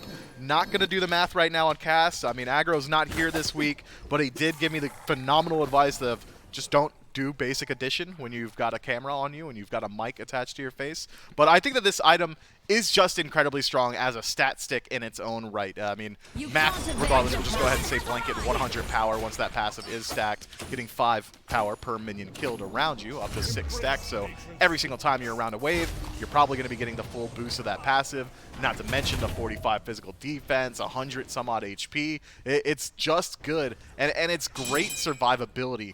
You're not sacrificing too much insofar as damage either. I think that this item is around to stay. Inbound hunting for Lazarus, but he might be the one hunted in this case. He gets caught out by 3. Dark Portal from Barra makes sure that he can't get any further heals or ult off. That'll be a quick and swift pick on the support. And now Jake tries to find a little bit more, but the wall not quite perfect. Stewart able to work his way around that one, and this is the concern starting to rear its head yet again. Inbound falls behind in the early on an immobile god who has pretty poor comeback mechanics, needs to get to that late game phase to get that 6 on our Mifflin healing scale that we established earlier on. Well, he's already looking at a 1-level deficit inside of support, already sacrificing a good deal of defense by going for this Lotus Crown. Is going to be able to match up with the Gauntlet of Thieves that is almost fully stacked already by Awesome Jake. It's going to be a tough hill to climb. SOT again using the ultimate to steal something away from the bolts. In this case, it's going to be the blue buff stripped away from hi-rez. hi-rez isn't too happy about that, but unfortunately for him, not much he can do about it. All he can do is just sit here and continue farming in the lane as this King Arthur. Meanwhile, that ult down and used on the right side. Immediately, the Olympus Bolts rotate over towards this Gold Fury, Baron Ven, making sure to put a lot of poke down for it to allow Jake to secure it with the ultimate. Yeah, Shards of Ice, again, hits harder than just about anything the Scarabs could bring. If Stewart were able to make his way up into the air, had he been privy to it, shot off 2 blanks, just to make sure that third shot gets the full damage, maybe there's a little bit of steal potential, but the Olympus Bolts seem to have a pretty firm grasp on how they're trying to approach this match, just by merit of seeing that Gold Fury go down at the 8-minute mark. Not often you see people just group up in a completely neutral state, but they know, the Bolts that is, if it comes down to a coin toss, I mean, their coin is weighted. A little bit of damage thrown at Ven via the way of the Wisps, but Ven isn't deterred by it at all. Those Wisps don't do a ton of damage early on against him. Going for that Mannequin Scepter for a first item as well. Gave him a little bit of extra push power at that Fury, that extra dot ticking up to make sure they can continue that burn. And partially into what helps them allow to get that early objective burn, because you can see, as we mentioned before, Tainted Steel from Barracuda, that's not offering him a ton of power or a ton of push potential, but just by nature of this Izanami, one of the better hunters at killing towers and killing objectives. And also has the Ichabel, so going to have good 1v1 potential up against Stewart, who elects to go for the Devo's Gauntlet, Eye of the Jungle start yet again. And I got a chance to talk to Taco for a brief moment between games here, and she brought up a great point. Stewart's build has just about 0 penetration in it, and especially considering doesn't go for the Wind Demon, instead itemizes towards Rage in game 1. He does no damage to tanks. hi-rez, a little bit of danger. He's going to get stunned under the tower, and SOT with one big stun will be able to connect and take him down. 2 kills on the board for the Scarabs. The Olympus Bolts, they're pushing up the opposite side of the map. Immediately, Jake blinks under, gets a double freeze. Dark Portal on inbound. Has to use the ultimate, but Bear's got more than enough damage to take him down. But Stewart still draws breath, so should be able to keep his tower standing. Holds on to his ultimate as well, but it's just Stewart on this side of the map. If the Bolts want to, they can keep up pressure here, and they know nobody's coming their way. So our Scarabs show themselves on the right-hand side. Bolts have Ven and Lazar kind of acting as goaltender. I think they're going to go ahead and try and push down this tower. Pyromancer started by the Scarabs, see if they can get any pressure on the opposite side, continuing to utilize a lot of pressure on the solo side of the map. That's where a lot of their focus has been, is keep the solo lane down, keep the jungle down, and they're doing a good job of that. However, they're still neglecting this left side. It happened in game number 1 where they got a couple kills in mid, they got a few kills in solo, and they just completely ignore Barracuda and Jake on the flip side. You're being more generous than me. I think the Scarabs are playing on this right lane, and then center and left lane is the Bolts. I mean, Ven is playing the Morrigan. You're a little bit immobile inside the early game. You just have that stealth for survivability. You can use the Changeling to turn into somebody else for survivability, but we haven't seen it forced out defensively just yet. He's still holding on to those beads. We've only seen the Aegis forced once so far this game by Ven. I mean, this Morgan is free farming. Barracuda is free farming. Jake is putting as much pressure as he wants inside of this long lane because legitimately, Inbound barely ever comes back over here. And the couple of times he has sauntered his way into the longest lane in Smite, he goes back in a body bag. 0-3 for the Sylvanas right now. I think he's right to go ahead and shift his attention a little bit more so towards mid because somebody has to help out Baronic and try and shut down Ben. Even Stewart can't walk up to his purple buff. Yet again, Scream will rotate to the right side of the map, continuing to put their focus on keeping Haddix down, making sure this King Arthur is shut down as much as they can for the early game. But as you mentioned, they're neglecting Venenu, they're neglecting Barracuda and Jake. Jake's level 11. He's higher than both members of the duo lane. Through space and time does clip Ben. He goes into an ultimate of his own using through space and time. So that way he can make a swift escape. Jake caught in the middle, plucked back by Inbound, caught in the middle of Scream and friends, but he just walks right out. Lasper rotates in and everybody from the Scarabs just drops him. Yeah, it looked like to me that Inbound had just assumed that kill was going to work out. I mean, surrounded by 4, you don't think Jake's just going to be able to walk away from that, so he holds on to his own ultimate. But had Inbound used that ultimate, I think that kill would have been slightly more secured. I mean, Scream's there as well, holds on to his own ultimate. Stewart doesn't make a rotation. It just feels like to me the Solar Scarabs are playing a little bit too trepidatiously right now. They're worried about something, and they're not playing their own game. It's not the signature aggressive style that we're used to seeing from them. Let's see some willy-nilly ultimates. I want to see them just toss them out, because you need to keep throwing things at the wall right now for the Solar Scarabs, because you realize you're likely getting outscaled in the late game. You got to try and find something here in the early. Eventually, you keep going for these aggressive plays. Likely something is going to stick, but feels like to me the Scarabs almost have lost the wind in their sails a little bit. SOT were really abusing Haddix in the solo lane, up 3 levels, closer maybe towards 2.5, and is constantly not allowing him to get the blue buff. Again, using Stingent Torment to pick him up and keep him away from the blue to make sure he could steal it away. Inbound close on that pole. Scream, the backline trying to find Lasbra, uses the ultimate just to get away from the stun, takes a little bit of damage in return, but that's an ult out of Baronic, used to try and get some damage on Lasbra. Oni Fury pulled 5 members from the Scarabs here, no ult from SOT, big freeze from Jake. Oni Fury's still not been leashed yet. Holding on to it is the Olympus Bolts, they'll finally let it go. The damage from the Odysseus bow starting to pop around the Scarabs roster. No one falls down yet, big wall forces the leap out of SOT. And now it's the Bolts pulling the objective itself, and it goes their way. Into the back goes Scream, gets a big dunk onto 2, but immediately not able to get anything. Ace Jake does fall down. Baronic picks him up. Ben has to juke away from the snipes coming from Stewart. Stewart not able to get the third one. Ben low. Haddix finds one, but Ben falls in the process. Triple ult out of Inbound, finds 3 of them. Barracuda falling low. Stewart picks him up, and it's only Lasbra, the final casualty, alive for the Olympus Bolts. Man, that's exactly what I was hoping to see from the Solar Scarabs. They force an engagement. They're not allowing the Bolts to get into it, and now Lasbra forced to use that blink defensively. And let that be a lesson at home for those of you in chat right now. That's why you don't open up your shop when you're headed back to base, even when you think you're safe inside of your Phoenix. You better believe SOT's trying to make those plays happen. That is the Olympus Bolts, rightfully so, pulling the gold free after a great disengage from the Solar Scarabs. Jake even picks up a wall that separates all 5 of the Scarabs away from the objective. but the team fight goes a little bit too long. The Scarabs are able to regroup themselves. Inbound, who has been essentially holding on to his ultimate for the last 13 minutes, finally finds a phenomenal one, a 3-man knockup, and the fight goes their way from there. At the end of the day, Bolts do get the objective, but it's a net wash, and the gold reflects that. It's a dead even match 15 minutes in. But we got to talk about it. 15 minutes. We're getting a little bit later into the game, and the Bolts scaling, well, it's not slowing down anytime soon. You got a Habwa on the flip side, which going to do a lot of damage. Oh, by the way, you can have a double Habwa when you have the Morgan transform into it. You've also got super shred potential if they transform into this Izanami, as Barracuda's establishing a nice build for himself, getting a lot of attack speed online. A little worried for the Solar Scarabs, but that fight shows that they are still in it and still willing to fight. Lord of the Afterlife on 2. Haddix used the spin just for a little bit of defensive measure. Immediately, the Bolts have to run away. Decent wall by Jake, but not enough to catch inbound out. Instead, he'll be able to walk back to the safety of his tower. Pretty sizable commitment from the Solar Scarabs there, using both Scream and Inbound's ultimate. Now that the Bolts have been able to reset themselves, can start to group up and try and force another engagement while those cooldowns are not available to the Solar Scarabs. However, having created all that space, they are able, the Solar Scarabs that is, to pick up the Pyromancer as well as the Greater Scorpion. Now we need to round up the builds now that the gold has really started to ring true, and Stuart does elect to go for that exact same build that we saw last time around.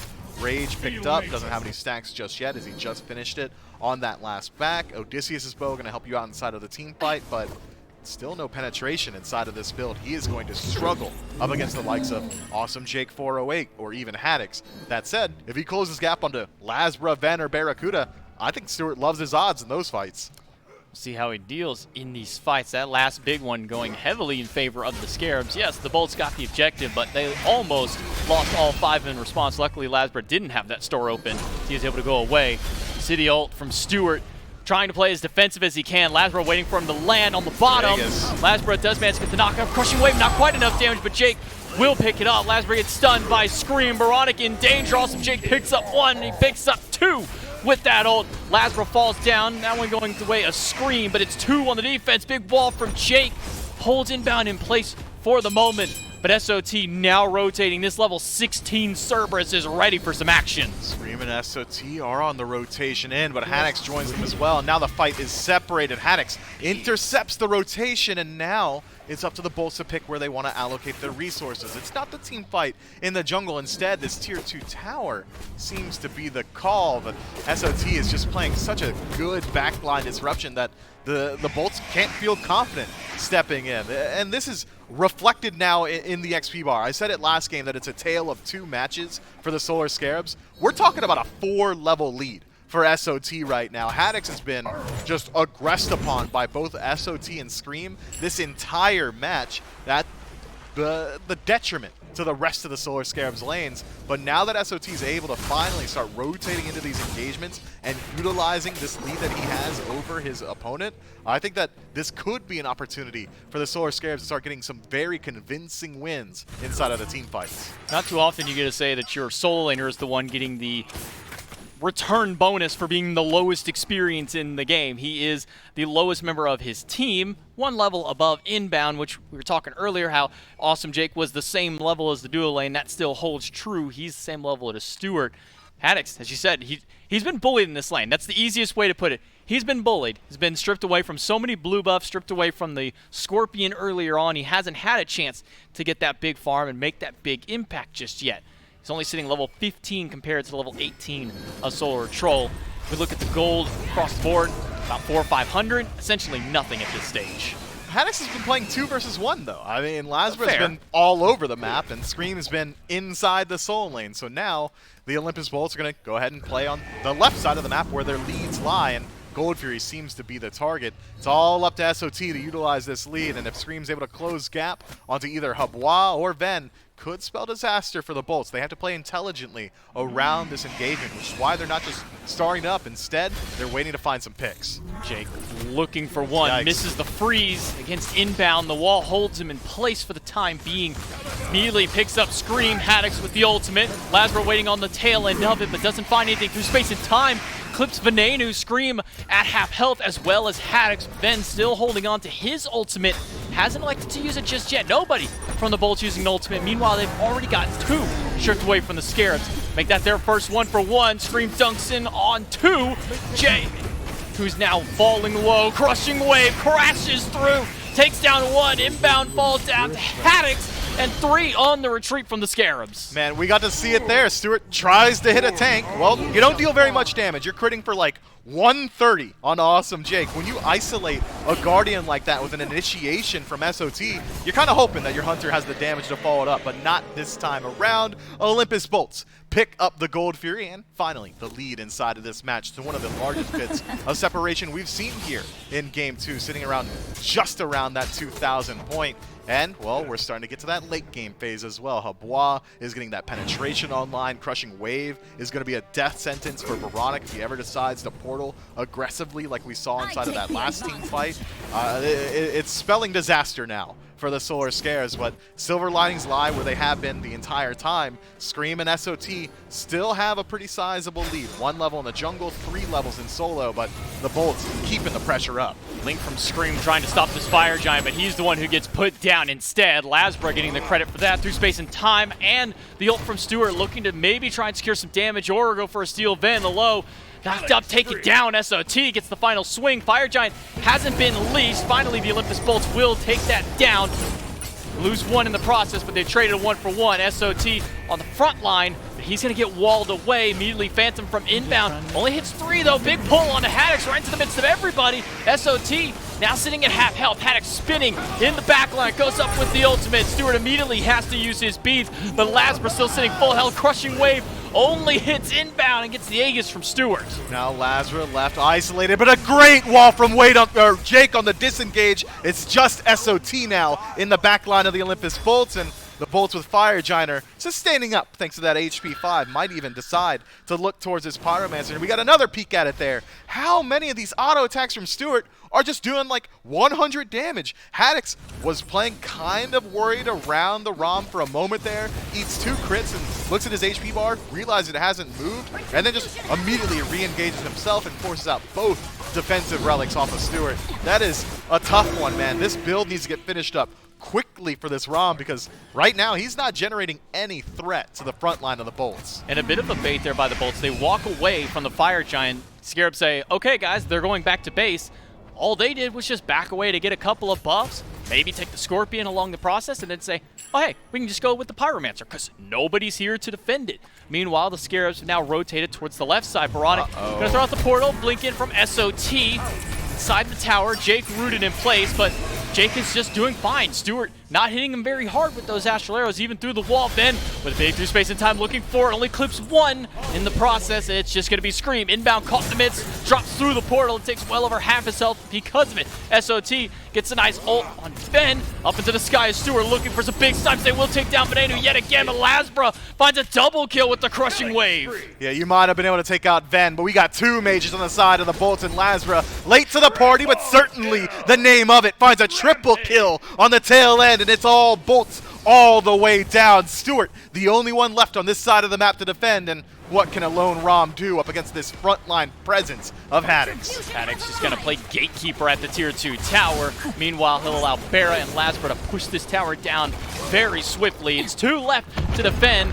Not sure if the Bolts have this Phoenix or not, but they're not putting up a defense against it. So yeah, might as well just get the Phoenix while you're here. Fire Giant allowing them to get that extra damage, and once the minions walk through, that's a nice, easy 2 structures for the Bolts. Yeah, I don't think the Scarabs can step up there with just Veronic and Stewart. If either one of them dies, almost spells the end of the match with a desync deaths. Instead, within the realm of acceptable losses, I suppose, when you're forced into a position like that, to let the left side Phoenix go down. That said, Fire Giant still on 4 members of the Olympus Bolts for an entire minute. They've got time to regroup, start to look at one of these Tier 2 towers, or potentially the Tier 1 on the right-hand side. Primal Fury going to be spawning up very soon as well, and that gold lead that was just 2,000, 3 minutes ago, maybe just 2 minutes ago, has quickly compounded itself into a 6,000-7,000 gold lead in favor of the Chaos team. Experience at this point, not as impactful as it was a little bit earlier on, but still pretty big considering that Inbound still has 5 levels to go. We still got a couple levels left on a couple of our carries as well. Stuart still hasn't ticked over to 20. This is slow rolling, but we talked about it at the desk. We talked about it earlier on in this game. Scaling in this match is the name of the game. It's been the name of this set so far, and the Olympus Bolts have it in spades. And speaking of the desk, one question that Dave asked was, how much anti-heal do you need to deal with this Sylvanas? And so far, the Bolts' only answer has been Tainted Steel out of an Izanami. That's the only anti-heal item that we've seen picked up so far to answer to Inbound's healing. Unfortunately for Inbound, he gets caught out and there's not much else going for him. He gets stuck in the wall. Phantom good. Will manage to get him away. No further chase from the Bolts. Yeah, Inbound does survive, but it costs him a lot. I mean, Phantom down for 2 minutes, his ultimate down, which is their best counter-engage and re-engage tool. So I think that the Bolts are in a position now where they don't need to wait on this next Fire Giant. They can go ahead and group up and try and force a fight in this next 2-minute period while every single wall from Jake is going to find value. I mean, sure, Scream can walk through it thanks to his passive, but Inbound can't. Stuart can't. It's going to be very difficult for the Solar Scarabs to pick their fights here, and they're already spotted out by a ward thanks to Jake. Tier 2 tower in mid is the next target for the Bolts. They'll push that one down relatively easily thanks to the help of the minions shredding those backdoor protections for them. They pick up now 2 towers and a Phoenix, still 2 towers left on the map if they decide to walk towards solo, but instead the Bolts now no longer with that Fire Giant buff, now no longer with that extra boost for themselves. They'll go back and spend up some of that gold that they had just earned, start buying some power potions I see out of Lasbra. Hasn't even finished his build, but immediately elects to get a little bit of extra oomph for that 500 gold. And Barracuda does elect to pick up the Tainted Breastplate as well. That's one of the first times we've seen it inside of the Hunter role, so should have a good deal of ability to just stick around inside of these fights a little bit longer. But the Olympus Bolts are going to have a little bit of contention coming their way. Solar Scarabs are not willing to let this Fire Giant go down for free. Still a minute left on the Phantom from Inbound, but the ultimate is available, as is the Heavenly Sprint. Every other relic is available for the Solar Scarabs here, and we got Deathbringer now for Stuart, so those crits that were doing 130 might be doing around 160 now onto the front line of the Olympus Bolts, which honestly is pretty sizable. Executioner finally finished up, finding some penetration in that build. Should be swinging, I think so, for Stuart here. We've seen this song and dance before where teams want to try and stop a Fire Giant, but they've got a left Phoenix down. You can see 2 fire waves have already made their way, and they're going to send Baronic to be the one to defend. And I think Baronic's probably their best option. Can use that through space and time to traverse a little bit of the map to get back into the fight, but he's got quick and bursty clear to make sure to keep those minion waves at bay. He'll even push so far as to go for one more wave. Meanwhile, SOT, he gets knocked up by Lasbra, takes a little bit of damage. Haddock's playing frontline for him. Gets a push back, immediately spins back to his team, but Fire Giant at half health. Nobody has been able to get inside the pit to try and stop this one. Inbound frozen, has to use the ultimate, finds 3, but gets stunned out and bursted immediately. Barracuda with the credit for the kill. SOT finds 2. Stewart in the sky again, looking for another target. It will be Barracuda who gets locked down and bursted. Scream has to use his own ultimate as a disengage. Venenu going for the chase using his own ultimate. Lasbra finds Scream, but Stewart's the one in trouble. The frontliners will not give him an inch to breathe, and Haddock takes him down. SOT left isolated, forced to use the blink defensively. That is a 1 for 3 in favor of the Olympus Bolts, but luckily for the Scarabs, that one was Barracuda, so structure damage going to take a pretty sizable hit, as will neutral objective damage. That said, the Bolts with a massive numbers advantage aren't too concerned about it. They're going to go ahead and knock on the door of the Titan. Don't have their Hunter for push. They got Laz and Ven on the way to try and stop this. SOT as well. Doesn't have ultimate available. It's knocked up by Lasbra. Takes quite a bit of damage, but gets some nice return back against Haddock. Venenu immediately used that stealth to back away, and that's all that the Bolts have. 17 seconds on the respawn for Scream, and that'll make sure that they walk away from the Phoenix and just go for some jungle stripping instead.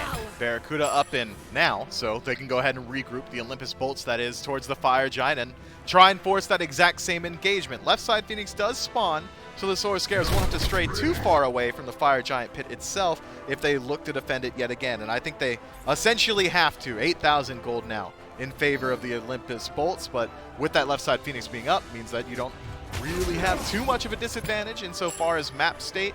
So I think that this is going to be one of their better opportunities to defend. We saw last time around it was Inbound going in first before the Bolts even really dropped the Fire Giant down low. So if anything, I want to see a little bit more patience, and this is the opposite of that. This is a Hail Mary Fire Giant for him. Immediately pulling the Fire Giant down to half. Jake tries to walk through, gets a They're wall. shredding. Just against Stewart. Fire Giant They goes got it. the way of the Solar Scarabs, but a huge wall from Jake holds 3 in place immediately through space and time. But there can be a response from Ben if he so wishes to, but they're not gonna go for the chase. Solar Scarabs go for the Hail Mary, and they come up successful. That is coin toss. I mean, the bolts were there. That could have gone either way, but the Scarabs willing to take that risk, get Fire Giant for themselves. But I'm not sure how much that shifts up the fight here. It's going to be a great boon. It's going to help them out a good deal, but it's still the bolts with the aggressive styling, taking out the tier 1 on right, now moving into the tier 2, and if Jake's able to isolate anybody and find a singular pick, I think that essentially gets rid of all the advantage that Fire Giant gives you, but Solar Scarabs gotta give it up. Great play there to strip away the largest neutral objective and then utilize your composition for Ronix's ultimate to just go ahead and disengage fully. Not often you see the spaceship, the drop ship, if you would, used that way, but I love it, man. If you're this far behind and you're this unfavored inside of the set, you gotta go for some risky plays like that, and the Solar Scarabs come up in a big way for it. Pays off. Now they can look towards the Oni Fury as well. Their left side Phoenix, which was down at the start of all of that, has respawned and regenerated to about as healthy as it can get. They still don't have that mid Phoenix down about halfway before it respawns through, but a huge play from the Scarabs. You said you wanted to see patience. They said, no. We don't need patience here. We're going for the risk. It pays off for them. They're starting to dwindle down the gold lead, which matters less and less as this game continues through. Experience even the same way forward, 2 levels down from inbound, but at this point that's mostly just an ultimates, maybe a second off the cooldown for pull if that's what he still hasn't fully leveled out for it. But all I'm looking is across the board. I'm looking at Venenu's build. He's got the Mannequin Hidden Blade and the Polynomicon. I pray to any carry that gets caught out by him. Yeah, he's got one-shot potential. I wouldn't even say just on the carries. I mean, Scream has a slightly squishy build, has a good deal of magic defense, but maybe not enough to deal with all that damage outpouring from Ven. And, well, it's not just Ven generating one-shot threat. Blink in from Lazarus, Water Spout, Crushing Wave. Yeah, most people are likely dying to that one. So what are the Solar Scarabs going to do with this Fire Giant power play? Are they going to kind of spin their wheels a little bit and wait for an opportunity, maybe see if the bolts step up, or are they going to force a fight inside a tower? It seems like they're willing to go ahead and push their way in. Kenneth did stun, but he's not deterred. SOT inbound the front line for it. Scream gets hit by Lasbra in the process, loses his bubble from that Water Spout. Then sitting to the right side, de-warding just to make sure to continue holding vision establishment for themselves on the right side. But they're not willing to commit under this tier 2 tower. They don't have the minions, despite them having Fire Giant. It's not an enhanced Fire Giant, so not willing to step too far forward, too out of position. Haddix and Jake still here, and immediately massive freeze by Jake, catches a huge wall, gets the Phantom out of inbound as well. Huge ultimate, throws 3 of them in the back, but now it's Stewart in the sky looking for the snipes. Everybody's low on the bolt aside from Haddix, who's surging forward, but Baronic able to pick up Barracuda in the back line, and now it's 4 versus 5. The Scarabs all still alive. HP 5 from Fire Giant, healing from Sylvanas, and the entirety of the bolts sent back to base to lick their wounds. This is now an opportunity for the Solar Scarabs to even potentially push for the win. All the ultimates down on the side of the bolts, they might have been able to pull one out of their hat. Haddix walking forward, gets a push on 2. Stuns 3 of them immediately with it. Wall from Jake holds off the basics to make sure they can't go through, but Haddix is low. SOT manages to get the leap and pick him up.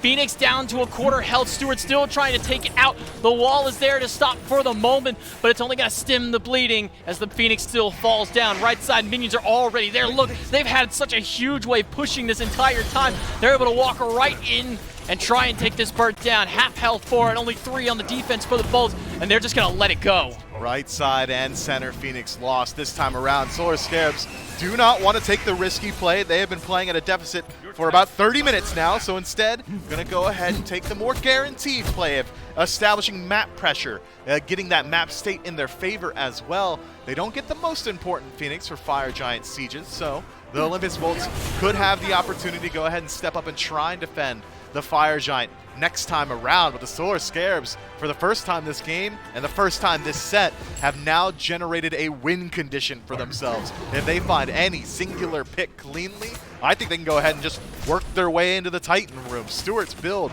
which we were admittedly having a little bit of fun with earlier on, is now starting to see its value. That Executioner is starting to make him deal a good deal of damage to the front line. Felt like to me that hi-rez and Jake both thought that they were still playing a round with a no penetration ROM. No, now they've got to respect some of this crit damage coming through from him, and Stewart is really stepping up to the plate. It was one of the best defenses you could ask from the Bolts. I mean, they got a 4-man freeze from Jake, a triple stun out of hi-rez, but it still wasn't enough. With Barracuda down, they didn't have the firepower to attack back against them.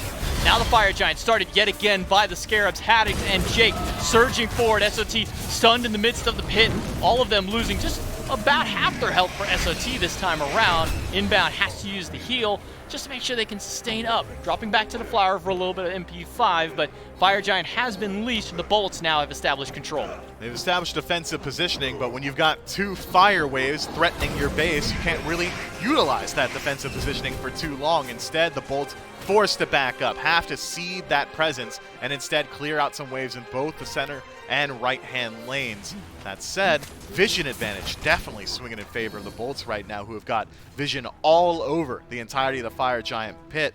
Baronic does head his way back to base and picks up the only sentry in pocket for the Solar Scarabs, but he's not at the Fire Giant pit. So instead, it's forcing both Inbound and SOT to stick around. They have to stick close because they don't know if the Bolts are starting up the enhanced Fire Giant. So you essentially lock down the 2 frontliners of the Scarabs here. If you're a Bolts fan, you're pretty happy with how this one's coming through so far. And take a peek at these waves. The Bolts have made short work of them and pushed them very deep onto the Scarabs side of the map. And we're at the stage where, as you were mentioning with the Sylvanas, the heal is not as big. You're not going to get a huge heal from a Sylvanas just because he's a tank. But because he's picked up that Lotus Crown, it gives him so many protections in that fight. Initiate the fight. Just pop it, walk in. Now all of your team is a little bit tankier for the initiation from hi-rez or Jake, and it really puts a damper in the Bolts' plan. As you mentioned, minions pushed so far forward in the mid lane because Venenu able to walk over and drop that. And it's the 2 best lanes for them to have those Phoenixes down if you were to have one, because you have much easier control of securing it. But just as the Bolts had established presence and established control for the vision, immediately the Scarabs are now the ones to step forward. It's hi-rez who's been caught out here. Luckily, double knockup from Lazarus gets him out of that situation. And the Solar Scarabs are running out of time to play with. Mid Phoenix going to be spawning very soon. Right Phoenix not too far behind it. That map pressure that they were able to establish is slowly starting to slip away, which is why we see the Scarabs now trying to search their way forward.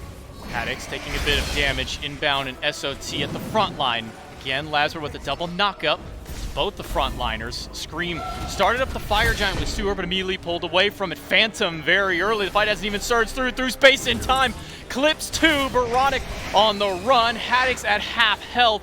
You'd already see the minions pushing so far forward on that right lane. Somebody's got to go back to defend. Enhanced Fire Giant being pulled again. The Scarabs doing their best to keep that pressure up. It's Barracuda who has to defend the Phoenix, and he might be too little, too late. Right side does fall, and the Fire Giant burning quickly. Crits were big from Stewart. hi-rez gets pulled back in, knocked up, has to use the beads to run away, but Scream catches him with the Lord of the Afterlife in the sky. Is Stewart looking for snipes? They find hi-rez. Still looking for Ven. 3 shots good. Scream will tear through the back line, gets the double kill, taking down Venenu, and now it's only 3 Bolts to defend.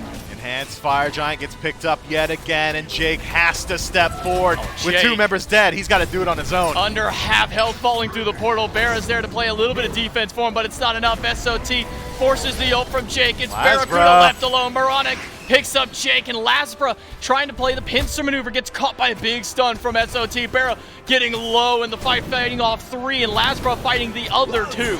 And it's all up to Lazarus now. Barracuda does make his way out of there, but I don't think you can say the same of Lazarus. Caught deep in enemy position. Nice stun from SOT. Should spell the end of that one. Beads used, but only to buy some time. Immediately out of the crushing wave is where that stun hits. Slowed down. Baronic misses the unstable vortex. Knockup from Lazarus. Saves him for the moment, but Scream went back to base and able to pick him up on the tail end of it. But that's 65 seconds that Lazarus is down for this Fire Giant push. And, well, mid Phoenix goes down, as does right. Barracuda trying to deal with this mid wave is going to have to leave it up to hi-rez to defend the right-hand side. So Enhanced Fire Giant on 5 members of the Solar Scarabs, with 2 Phoenixes already down and a Tier 2 tower standing, if you want to call it that. I'd say barely standing, as it's about 1 auto attack from falling. I think the Scarabs are making the right call here. Just go ahead and walk in. Might as well go for it. Inbound throws a ward over the wall just to get some vision, but everybody's grouping up. They're going to make their way towards the left side. Go ahead and take that last tower off the map and weaken that Fire Giant as much as they can. Get the best chance they have. It's still 20 seconds down for Lasbra, and maybe they're biding their time just a little too much. Phoenix now under siege by the Scarabs. Inbound and SOT will walk forward, try and hold it off. Scream not going to do any damage to the Phoenix, instead doing some damage to the enemy team. But look at the minion waves, mid and right, still pushing up, and will have to be defended. Veneno is the only one back there, and Titan is now down to half health while the left Phoenix falls. Yeah, Titan is getting slammed by minions alone, so if the Solar Scarabs are given any opportunity to close gap onto it, you better believe that Titan will not stand for very long. Olympus Bolts essentially cannot allow the Scarabs to work their way into their base. They cannot use their Titan as that unofficial 6-man. Instead, they have to protect it at this phase of the game. 40 minutes into this one, and the Solar Scarabs are primed and ready to find this win and put this into a deuce situation. But it's slow play. It's been slow, methodical play for them so far this match inside of the late game.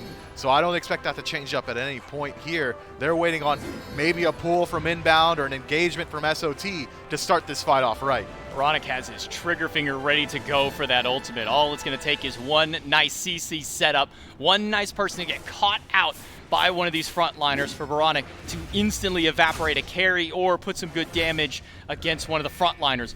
Wall from Jake just to deter inbound from walking too far forward, but the Scarabs are playing this very slowly, very patiently, not wanting to take too many steps too far forward. Everybody is 6 slotted at this point. Essentially, this all just comes down to who's got the better fight. 2 minutes left on this Fire Giant power play for the Solar Scarabs, and Ven trying to find himself in a position to pincer them, but it is still, again, slow play. Fair enough, that's been working for you so far, but eventually someone is going to have to step up.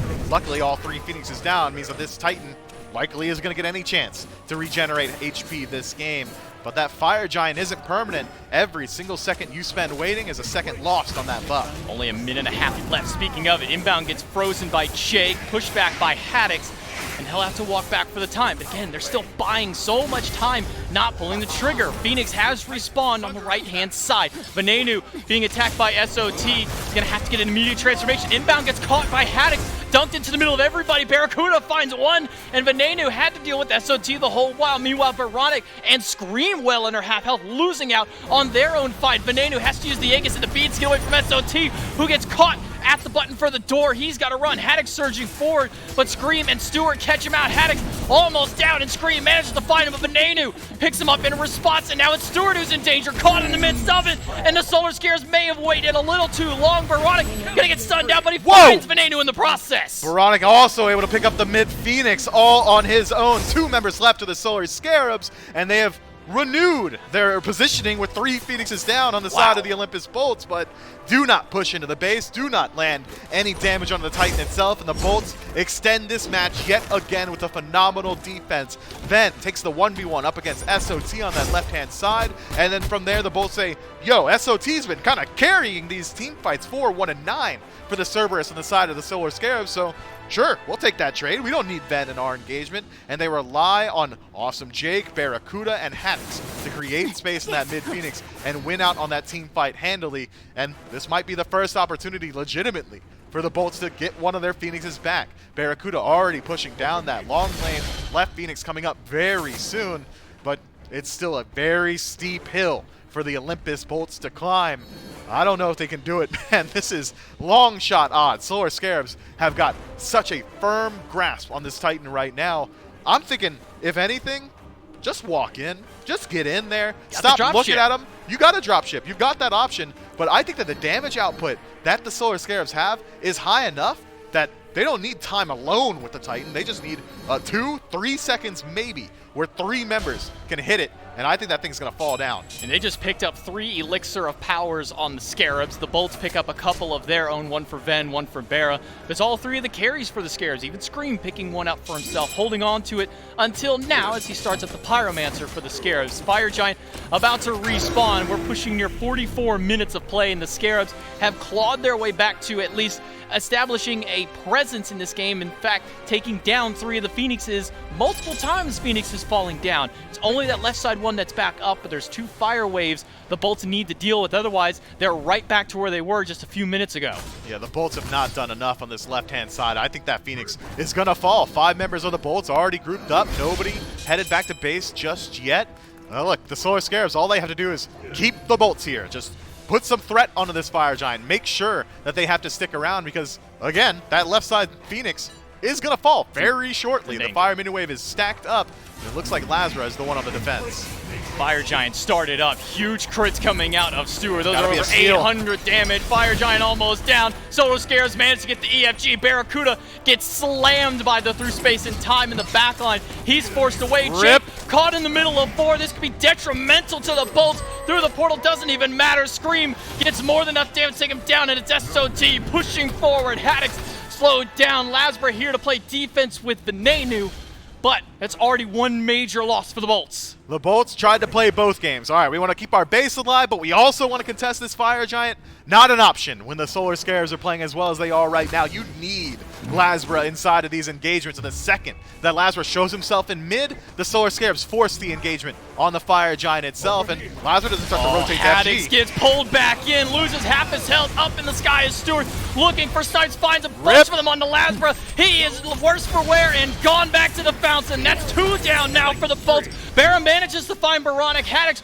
walking away. They're Blink low. fast Scream, but Nanu low. But Stewart finds him in the midst. Now Barra, the last carry left for the Bolts. He's getting bursted down by Scream. Takes him down. Haddox, the only one on defense against the Titan. And the Solar Scarabs are going to take this one to game number 3. Well, Solar Scarabs able to, beyond, what, 9-1 odds in the late game team fight, rip this one away from the Olympus Bolts. Can never accuse the Solar Scarabs of making it easy for their opposition. That is nuts odds. I want to emphasize that. That is not a match the Solar Scarabs should win going that late into the game, but great Fire Giant play early on. If you remember about, what was it, 20 minutes ago where they group up as 5, strip away the Fire Giant, then utilize Yanis ult to disengage, that's where it all starts, and that's what gets them this win. Big win for the Scarabs, taking us to game number 3, and a huge strike against the Bolts. We'll see if they can bring it back in game 3. We'll bring it to the desk to break down that one, though.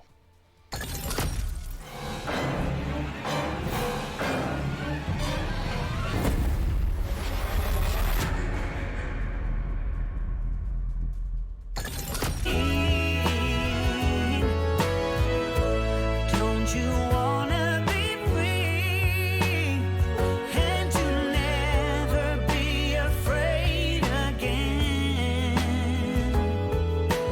This time I will not let you go. I'll be your shelter from harm. I cannot be all you need. I promise to be by your side, to help you set your mind at ease. For once I will not run and hide.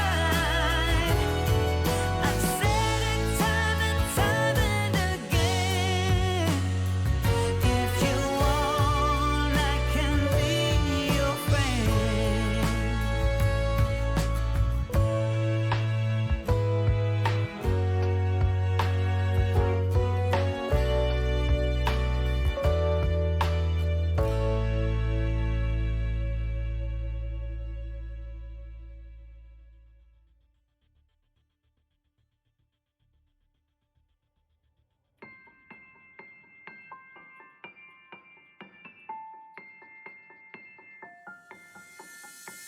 I don't need no one to say you're complicated,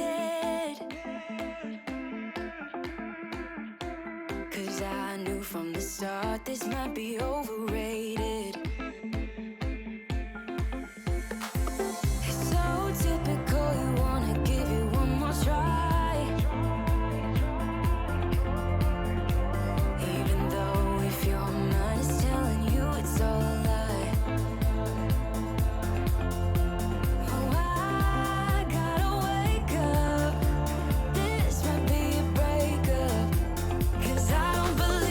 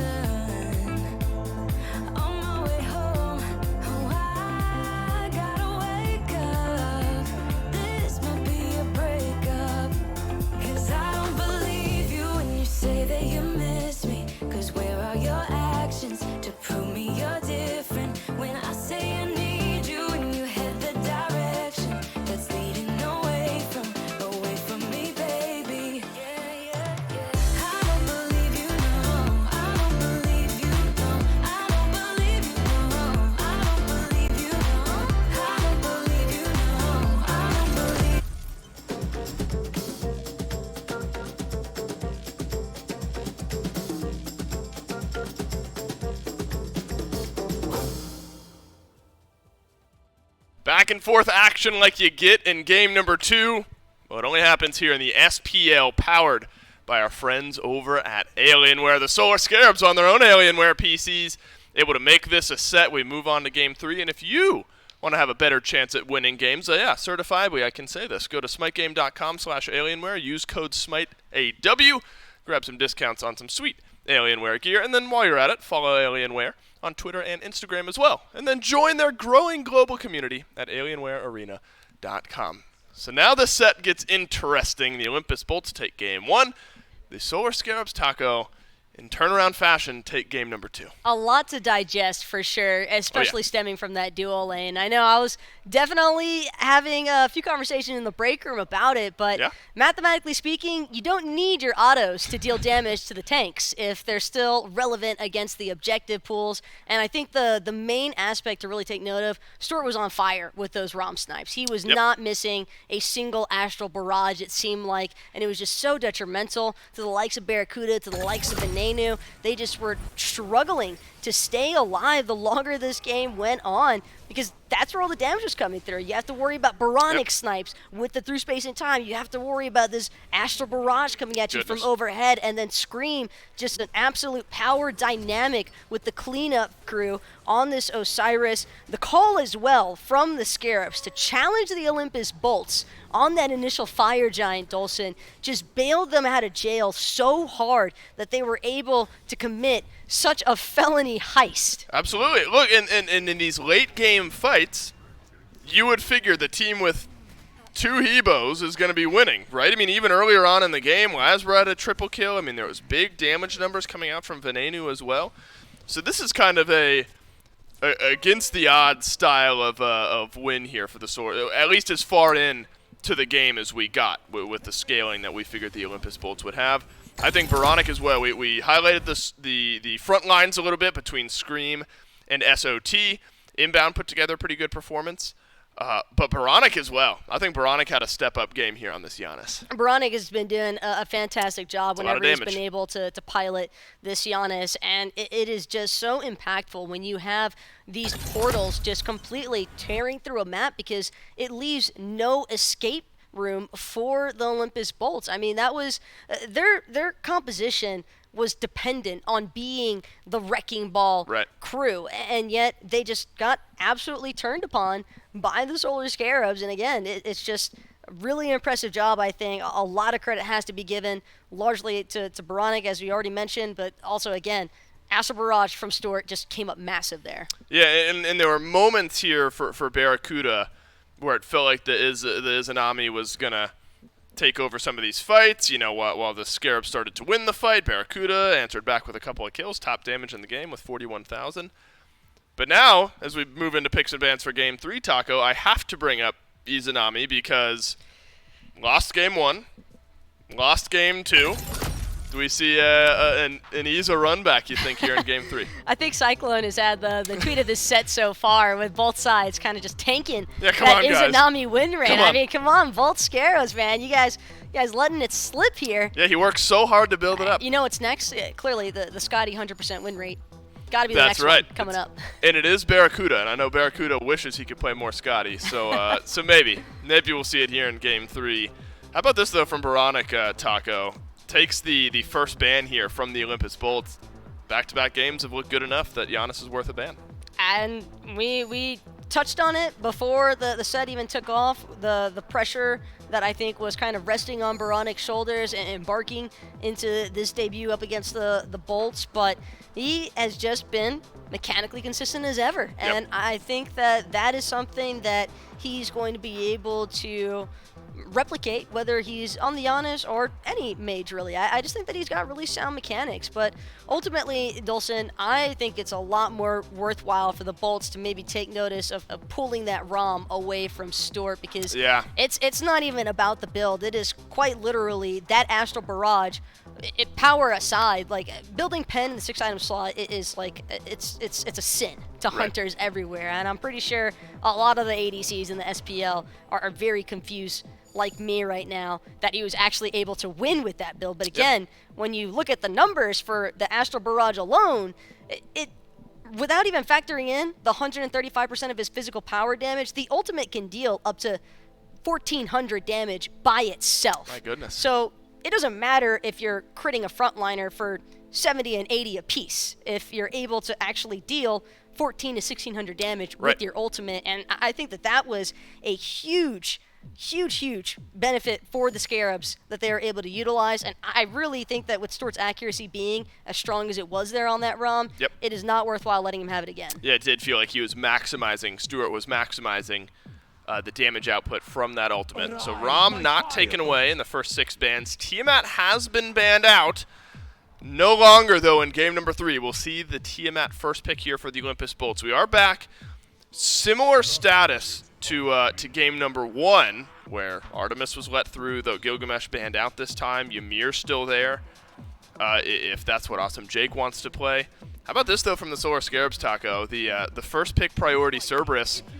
Look, SOT had a good Cerberus game there in game 2, so why not? And you pair that with the Erlang Shen, we'll assume for Scream here, and maybe you've got the starts of a good draft. SOT's just been on fire all set long, it seems. Game 1 and 2, he found himself up with a very comfortable 2-3 level leads even at times. So I think that this Cerberus is only going to be another beneficial asset for Scream to be able to co-pilot alongside of. Really been seeing a lot of good stuff coming out of Scream with SOT. And I think just having that frontline factor is going to be very important here up against the likes of this Bolts comp. But Izanami is going to be the return here, which means that Solar Scarabs could potentially look to lock in that ROM if they're concerned that Stuart might have it banned away if they don't take it now. But also, the Erlang Shen is what I really want to keep an eye on here, because this could be for Scream. It could also be for Inbound. That's a good point. Wait, what? For Inbound? Potentially. You said Thor support for game 1. Look, I trust you more than I trust myself. I had to do a double take on that, though. Is there really a world where Erlang Shen support could be the vibe? Almost certainly, but I think that it is probably better suited in the hands of Scream, because Erlang does have a lot of, it's primarily just the knockup factor that you're looking at here. And when you combine that alongside of another knockup as strong as Morgan Le Fay's, I think that there is more than enough CC here from this top 3 out of the Solar Scarabs so far to counteract a lot of this damage and burst pressure that the Bolts have opted for. I got a tweet after our death segment on game 1.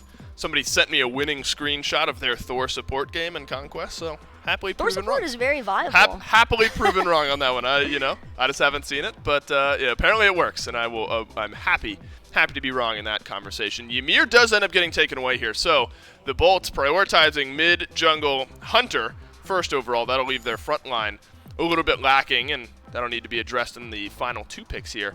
And so, Ymir taken away, Ares also taken away on the other side, though. Apparently Sylvanas and Terra, or not so much the Terra, but apparently Sylvanas now worth a ban. But we have one matchup that's pretty clear-cut here, and it's Tiamat versus Morgan Le Fay. And Taco, I feel like recently Tiamat has kind of won that advantage. Still largely favoring Tiamat outright. Definitely think that she is undoubtedly the best mid lane mage right now. I think that there's a lot of utility behind Morgan Le Fay, don't get me wrong, and in the right kind of composition like what the Solar Scarabs have already been setting themselves up for. I think that it could certainly still be, a good run for your money sort of ordeal against the Tiamat. But I think in an outright 1v1 matchup, I'm certainly leaning towards the Tiamat a little bit more here. That's a personal preference, so I think it really varies depending on who you ask. But I like this Cupid for Stuart. AoE going to be a great way to kind of just corral the Bolts inwards. Also, might pose some issues for this Serket.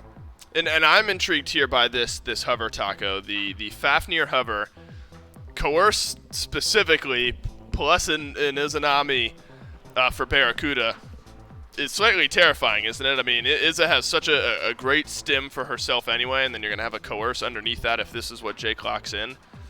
By the time we get rolling to the late game, this Izanami is just going to be melting targets, you'd assume. I would probably feel more comfortable with this Fafnir pick for the Bolts if it wasn't for the fact that I think that Scarabs might have been anticipating and possibly even trying to bait this Fafnir pick out of the Bolts, because that top 3 right now, Dolson, and even with the Cupid being locked in as well, one thing that Fafnir is extremely vulnerable in is when he is undergoing that draconic transformation. Erlang Shen with the pin, Fields of Love with the cripple, Morgan Le Fay with the knockup, Erlang with the knockup, Cerberus with the Stinge and Torment, even having the ability to strip away protections as well. I just think that there is a lot here that the Solar Scarabs drafted for in advance that could potentially shut down this Fafnir in its tracks. Do you think Jake needs beads this game? He should definitely consider it. I could definitely see the Solar Scarabs trying to make him the prime candidate for absorbing all of this crowd control, and with so much of the Bolt's composition kind of hinging on the success of whether or not they're going to be able to utilize those choruses to kind of be the initiating aggressors. That's what I really want to witness here. But Geb, as the final finishing piece here for the Solar Scarabs, and I think that given what we've seen from Bobby so far in this set, I'm not sure what the shot calls are like for the Solar Scarabs environment by any means. I don't know if that's being more driven by Scream or is being more driven by Inbound. I know Inbound as a team captain is certainly someone that isn't shy when it comes to making those crazy kind of shot calls like what we just saw in the last game. It was a lot of fun to watch. Geb is a very protective sort of support, Dolson, and I think that I kind of speak for everyone when I say that Inbound's playstyle tends to be a little bit more towards the aggressive side of things. So I would like to see him just have a little more consideration than what he's shown so far for his early to mid-game positioning, because Game 2 was certainly questionable. Had it not been for that Fire Giant steal, I really think we would have seen a Bolts 2-0 set here. Scarabs really just stepped it up in that instant, and then they continue to take that momentum with them for the rest of the game. So they might be riding off the back of that, coming in hot here. Right. Well, look, the Scarabs have drafted something that we have seen at an individual level, I think, work for each of these guys. Bologna to round out the draft. What do you think, quick thoughts, Taco, win condition is for the Bolts here? They have to be very fast with their picks. They cannot leave any room for hesitation. They just have to be swift and get out. Well, the Solar Scarabs, if they can withstand some of that, maybe we're getting to a point where the Solar Scarabs have a fighting chance at winning game number 3, winning the set over the Olympus Bolts. Going to take a lot, though, because you've got a late-game Tiamat at some point, and you've got a late-game Izanami at some point. Maybe a lot of it also hinges on Jake, I think we've talked about here a little bit. Cerberus, Erlang Shen, Morgan Le Fay, Cupid, everything prior to that, Geb. Certainly good here for the Solar Scarabs. We got an even matchup going into game number 3. Who will take it? Will it be the Bolts or will it be the Scarabs? J-Mac and Mifflin will let us know. Let's find out indeed. For it, thank you, Dave. Thank you, Taco at the desk. Liking the draft that's coming out of the Bolts. They've got the Bologna, so a nice big stun, big area for extra power. They've got Jake and Venenu and Barracuda, who are going to be some massive late-game problems. But I'm looking at one player in particular, one god in particular, to go against those. It's going to be Stewart on this Cupid. Yeah, that is a large cripple field that makes it very hard for these mobile gods on the side of the Olympus Bolts to operate. I mean, Lasbra essentially loses out on 2 abilities. Jake, if he turns into a dragon, landing into a cripple field could cost him his life. Barracuda and Ven going to struggle through the early game if Stewart's able to rotate towards mid. So I think that the Solar Scarabs do have some tools, but they're not the only ones that have got counter picks on their side. Both Scream and Stewart going to struggle mightily up against the Disarm from Haddix. Lasra with that immaculate ability to rotate into the back line. Going to make it very hard for Baronic to survive these engagements as well. So I think Taco's kind of right on the desk saying that this is going to be likely a much faster game than what we just saw, because both teams, if they're able to hit the ground running, should be able to run with their leads. And I think a tale as old as time, one team picks up a Circuit, the other team responds with a Geb in kind. Kind of that counter matchup. You usually want to have one either going against it, or if you've got it, maybe pick it up for yourself, just because that Stone Shield's so good at interrupting what Circuit loves to do. Harass the backline and put big damage. Speaking of big damage, Baronic with a massive sigil and help from Scream. They take first blood on Lasbra. And this is why I was poking fun at Scream for just sitting inside the soul lane the entire game, because look, Baronic could do it too. You can rely on your boy there, and they do it perfectly. Lazarus falls behind early on, and Baronic, finding himself the recipient of that first blood, means that Morgan Le Fay is going to hit her power spikes a little bit more quickly. That's very nice considering how immobile she is and how good the dive is of the bolts. If she's just dealing a head damage, if she's like a level or 2 levels up, now with 500 gold in the lead as well, just thanks to that first blood bounty. Could make it a lot harder for the Bolts to execute on their plans. Jake and Barra find Scream trying to do the Oracle Harpy. Scream is willing to turn this fight, or at least attempt to turn this fight back on its head, but unfortunately for him, there's just too many people to deal with. Barracuda able to turn it back and get the Bolts on the board. And now maybe going for a gank inside the lane. The Bolts rotating in aggressively right now inside the long lane, and it is an engaged Stewart caught out on the wrong side of the map. Heart Bomb misses, so Jake able to get away from that bit of damage. We get the big stun and a body block on inbound. Forced to use the Stone Shield for a level 2 pickup.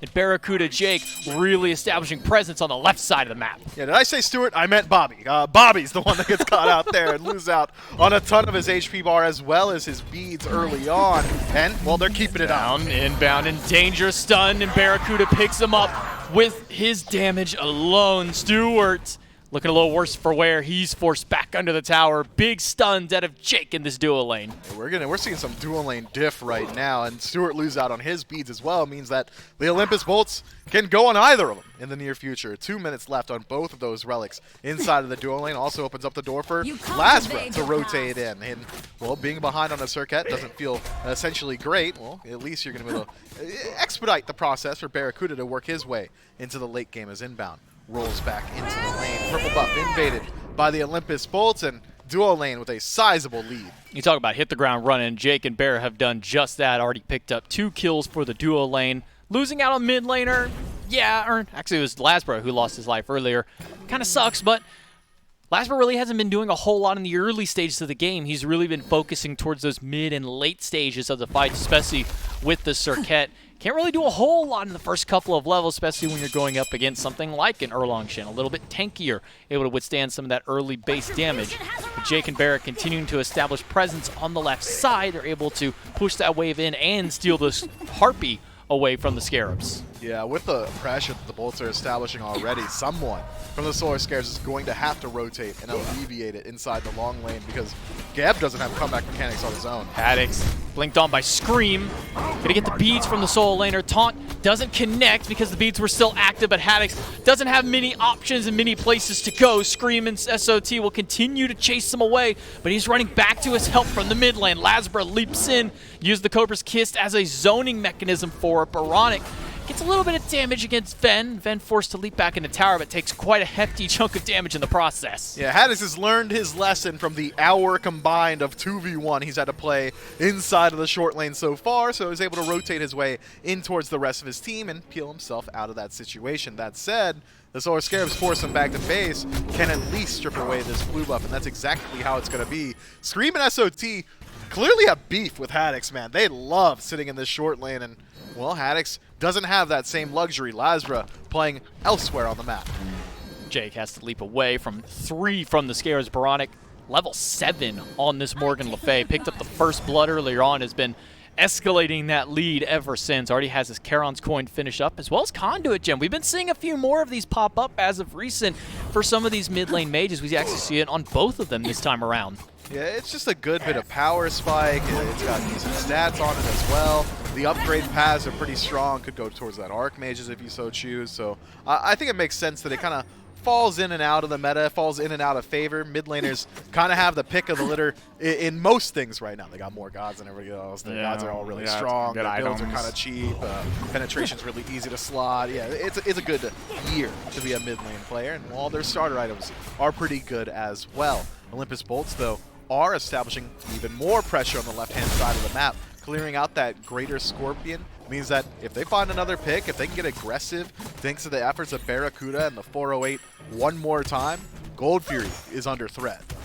Lasbro will clear away the green buff and leave that one on the ground in case Jake may want to go back to base and pick it up on the way through, or maybe walk back, but Jake doesn't care about the green buff. It's just experience that goes the way of Lasbro more than anything. Inbound gets spotted, but now it's a 3v2. Barra has to leap away. Jake, he's going to be forced to counter transformation early, but maybe looking for the reaggress as he's got Lasbro at his back. Baronic and Inbound both under fire. Has to use the Cataclysm and gets the beads out of Baronic just to get Jake away. All that pressure, but nothing gained so far. Solar Scarabs are forced to use the beads for Baronic, but outside of that, it's a small win. Inbound uses the Cataclysm. Baronic uses his own ultimate as well, but had they found a pick, you better believe the Bolts would have been looking towards that gold for you. They would have preferred that greatly. Scream, though, tries to initiate that fight, the 3 versus 2 up against the duo lane of the Bolts, and we saw how that one pans out. Hammer into Dark Portal, that's 50% of Scream's HP bar. From Scream, gets an ult from Lasbra, and a leap in from Venenu. Knock up from the mid laner. Consume is good, but Lasbra's got more than enough final damage to take him down. Ultimate from the Hunter. Wow. Stewart is rotate over, catches 3 with it. Venenu low, he just needs one more hit, but he's going to make it out. Consume just to clear out the minion wave. Now Stewart's the one in danger as well as inbound. He's stuck under the tower, use the stone shield. He'll make it out, but Jake just barely squeaks by. Stewart whiffs the heart bomb inside of his own Fields of Love onto Ven, thanks to a micro backstep.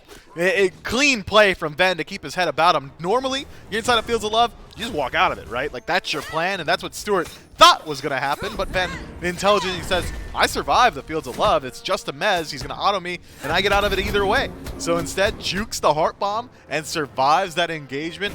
That is crazy play. You have got to have your head firmly on your shoulders to make that kind of decision.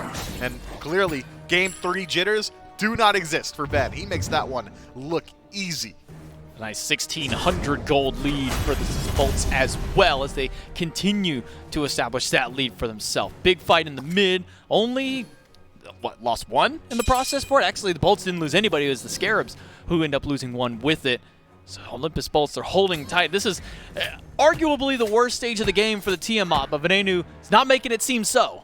No, looking just fine on it and already starting to work his way into some pretty nice power spikes. Could be something like a Divine Ruin if he's worried about the healing from the Cupid, from Scream and that single target, or it could be Spear of Desolation if he's feeling himself and just wants to have a little bit more power as well as CDR. But the Olympus Bolt seems to realize we've got pressure. Let's look at the gold.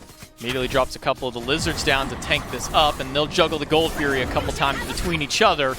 Barracuda going to get the stem off just to get a little bit of extra push, and they're just going to bounce back and forth and let those Lizards help them out. Gold Fury goes the way of the Bolts very early, just a 9-minute Gold Fury. 3,000 gold lead, 9 minutes in. That's one of the largest leads this early in a game that we've seen so far that hasn't gone the way of the Scarabs, who are trying to invade the blue. Haddix has to use the Eagles rally, but he's surrounded by 3. Scream still trying to push forward, but his and SOT's ults are down. Lasbra rotates over. Sigil from Baronic will dissuade Lasbra or Haddix from walking any further forward as 4 from the Scarabs went for that invade.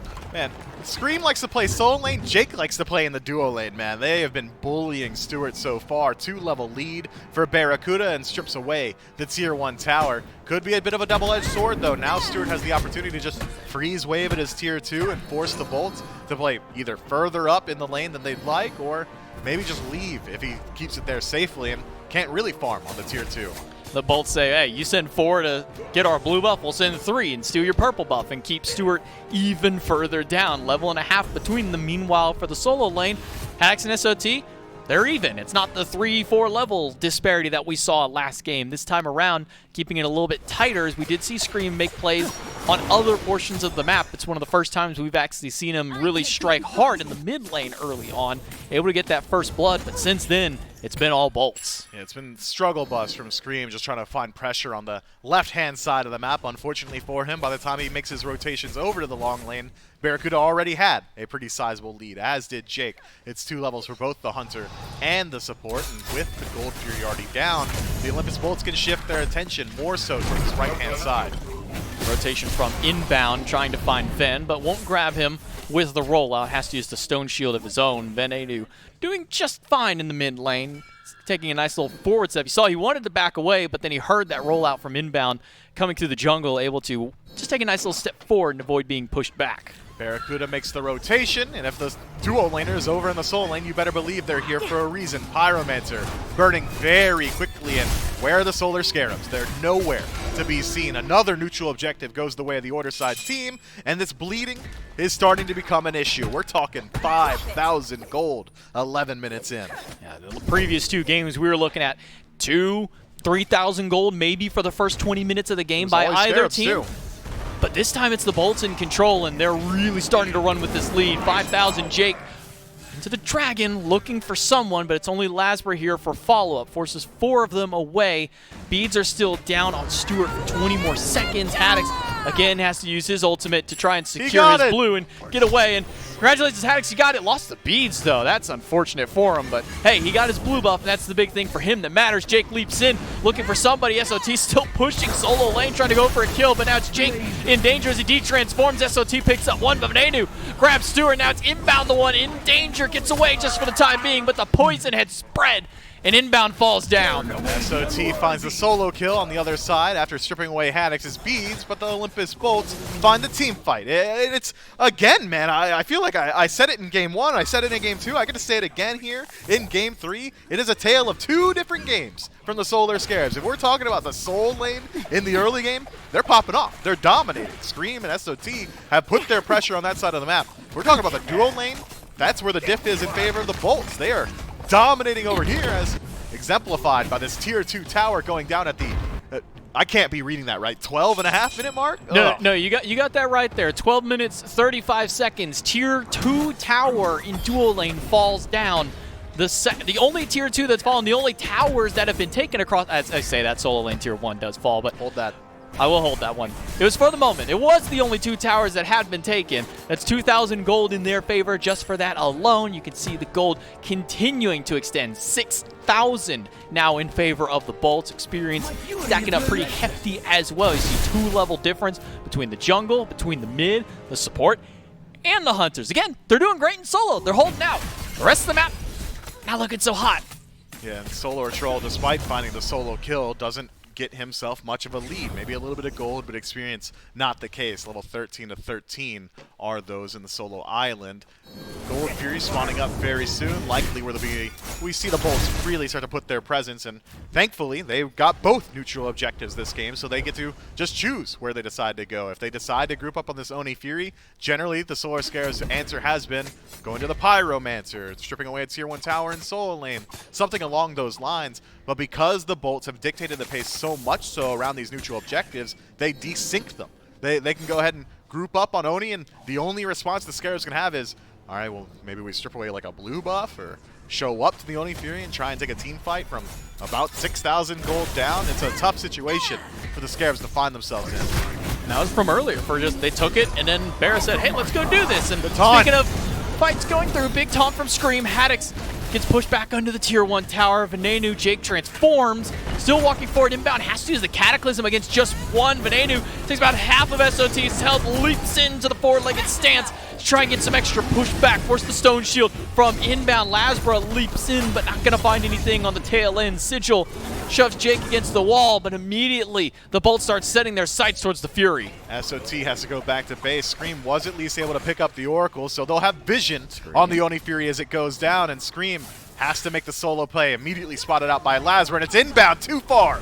They find him, no ultimate, no relic to save his life. Barra picks up one, and Veronic uses the ultimate for some damage, but nothing more beyond there. Lasbra still hunting for Scream, keeping vision on the jungler. Meanwhile, the objective started up. Awesome Jake holding it. SOT with a big 3-man ult, drops 2 into Fields of Love, and they immediately walk out. The Olympus Bolts take a little too much damage for their liking, and they have to back away. Lasbra still able to hover around at a just under full HP, could slow down this Oni Fury push from the Solar Scarabs. Ven also sticking around as well, could look for the steal potential, but the Scarabs are favored here. A bit of damage onto SOT, has to get a big stun. Lasbra loans in the back, finds Scream. The damage is applied. Ven just needs a little bit of damage to pop, and that'll spread the poison over. SOT double kill for Venenu, but that'll be the end of his life. But all the while, he does stop the Fury. Lasbra and Ven tie up their capes and get involved. That should have been a guaranteed gold Fury for the Solar Scarabs, but instead,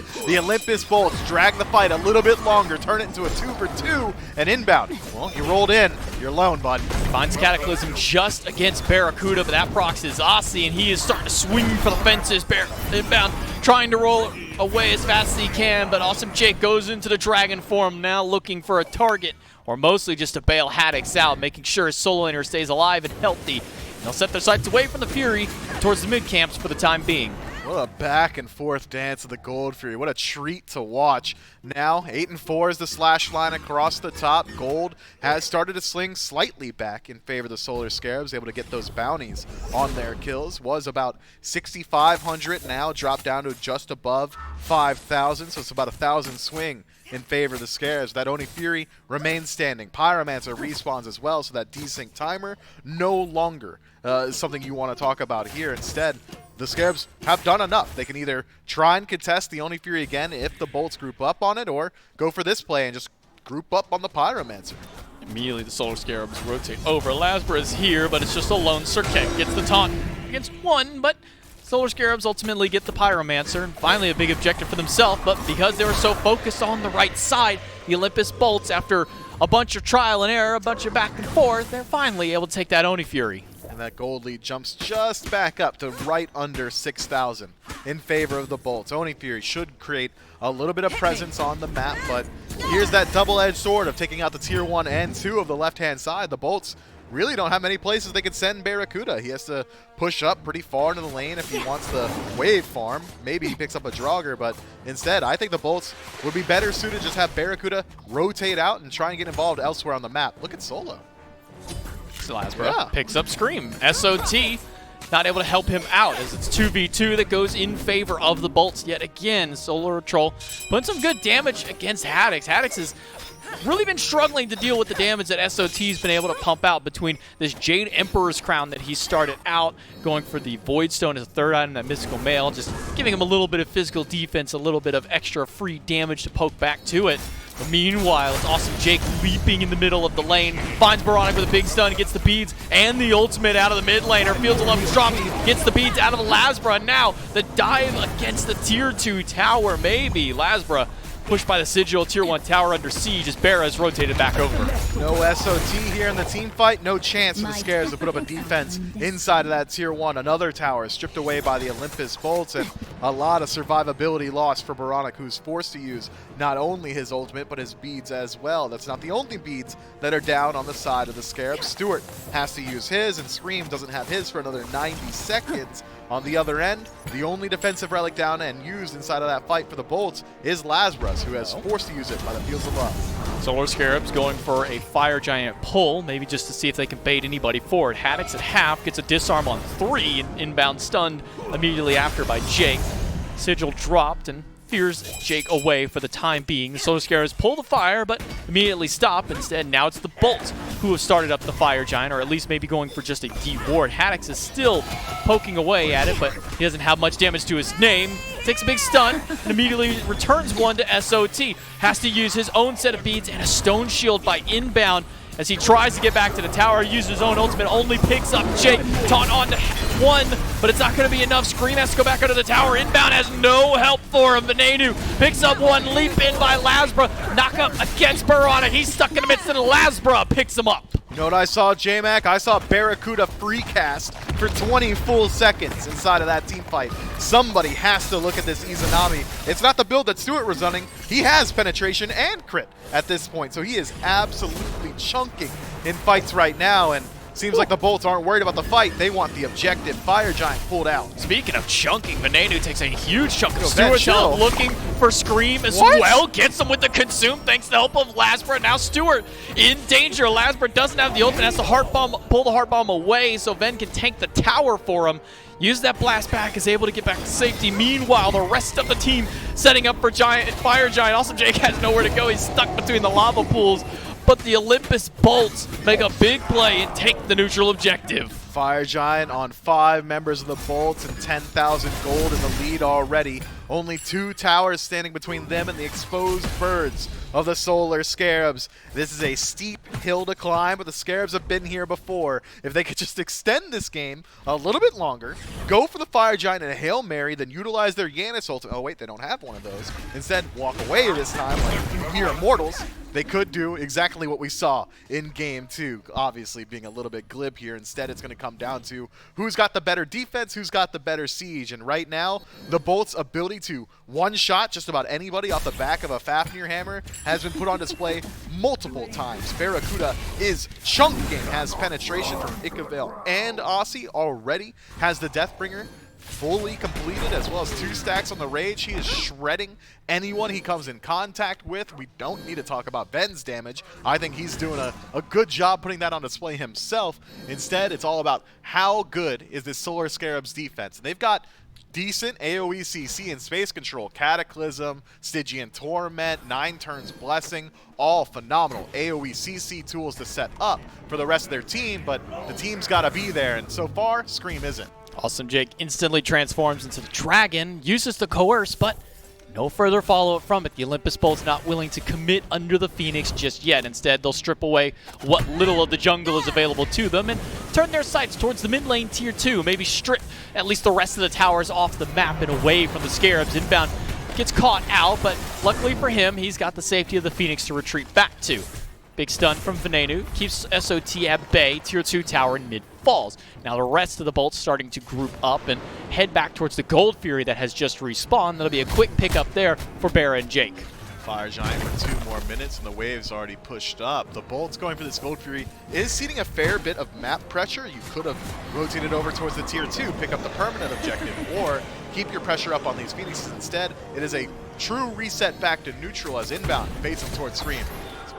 Haddix caught in the midst of 2, but Scream's not really putting a whole lot back. It's a double taunt. Lasper now the one in danger, has to use his own beads to go away. Dragonflight just a little off the mark to push him out, but able to get away and reset to go back towards the Pyromancer. Now both neutral objectives that were left standing have been stripped away. The Olympus Bolts continue to climb that gold lead, now to nearly 14,000 here at just 23 minutes. And now another tier 2 tower for them to clear up should put them even further over the edge. The Solar Scarabs generate just enough threat by standing inside of their Phoenix. The Olympus Bolts do not want to stick around. Instead, go ahead and reset, pick up the Gold Fury, pick up the Pyromancer. It's slow play, and they've lost a lot of the time on their Fire Giant power play here.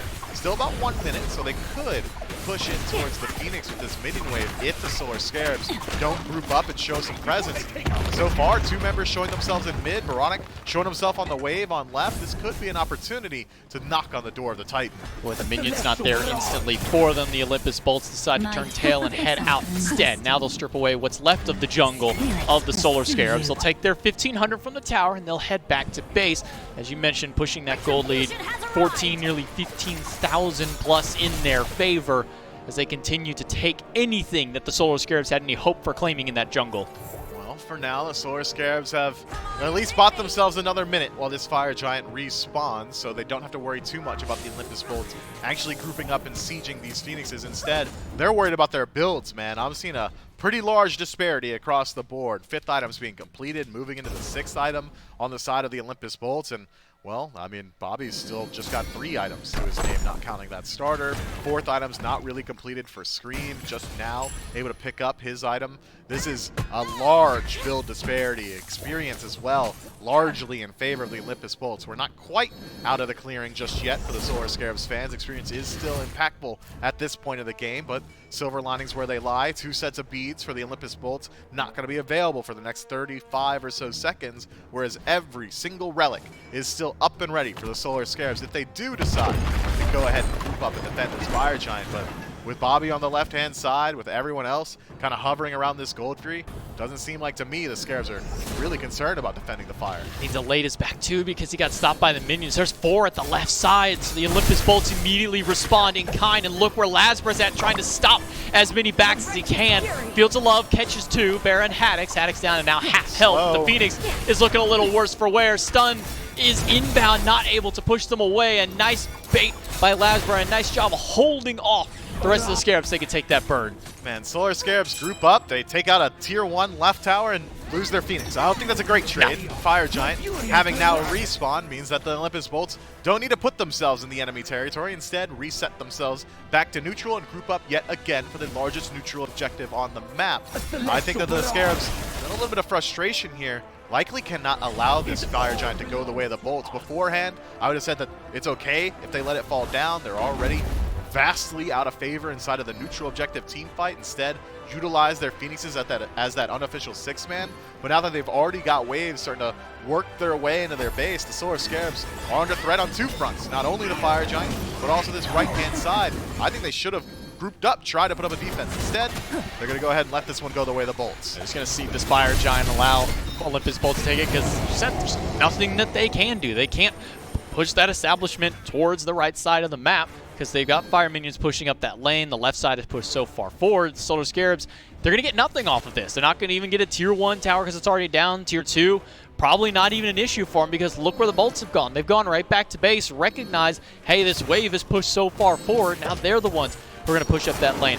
I like the response out of Stewart, picking up the Draugr at the very least to get a little bit of a defensive bump, but inbound gets caught on the back. Lasbra waiting for the CC immunity of the rollout to end, so he may be able to get a pick on inbound.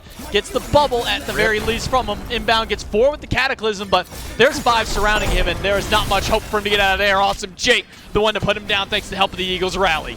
And now it's a 5 versus 4. What was it, like 15,000 gold, something crazy like that, in the lead for the Olympus Bolts. And Scream is able to strip away the red buff. Lasbra not grouping up with his team. Instead, going to go ahead and try and stop this man's back to turn into a 4 versus 3 on this left-hand Phoenix. Olympus Bolts have got a lot of time to work with and a lot of wave behind them. Transformation out of Jake to set up for the coerce for Barracuda. Starts shredding through this Phoenix. Venenu takes a huge chunk of damage. Fields of Love, not going to be enough. Heart Bomb doesn't finish the job either. Venenu very low, and he's going to have to back away. But Stewart and SOT took a ton of damage, as does Baronic. He has to use the Dragonflight to push 3 people away from him. Meanwhile, Scream trying to regroup with his team, but Lasbra is just not having any of it. He forces him to walk away. Meanwhile, SOT holding the door open for Scream if he wants to make a way back in.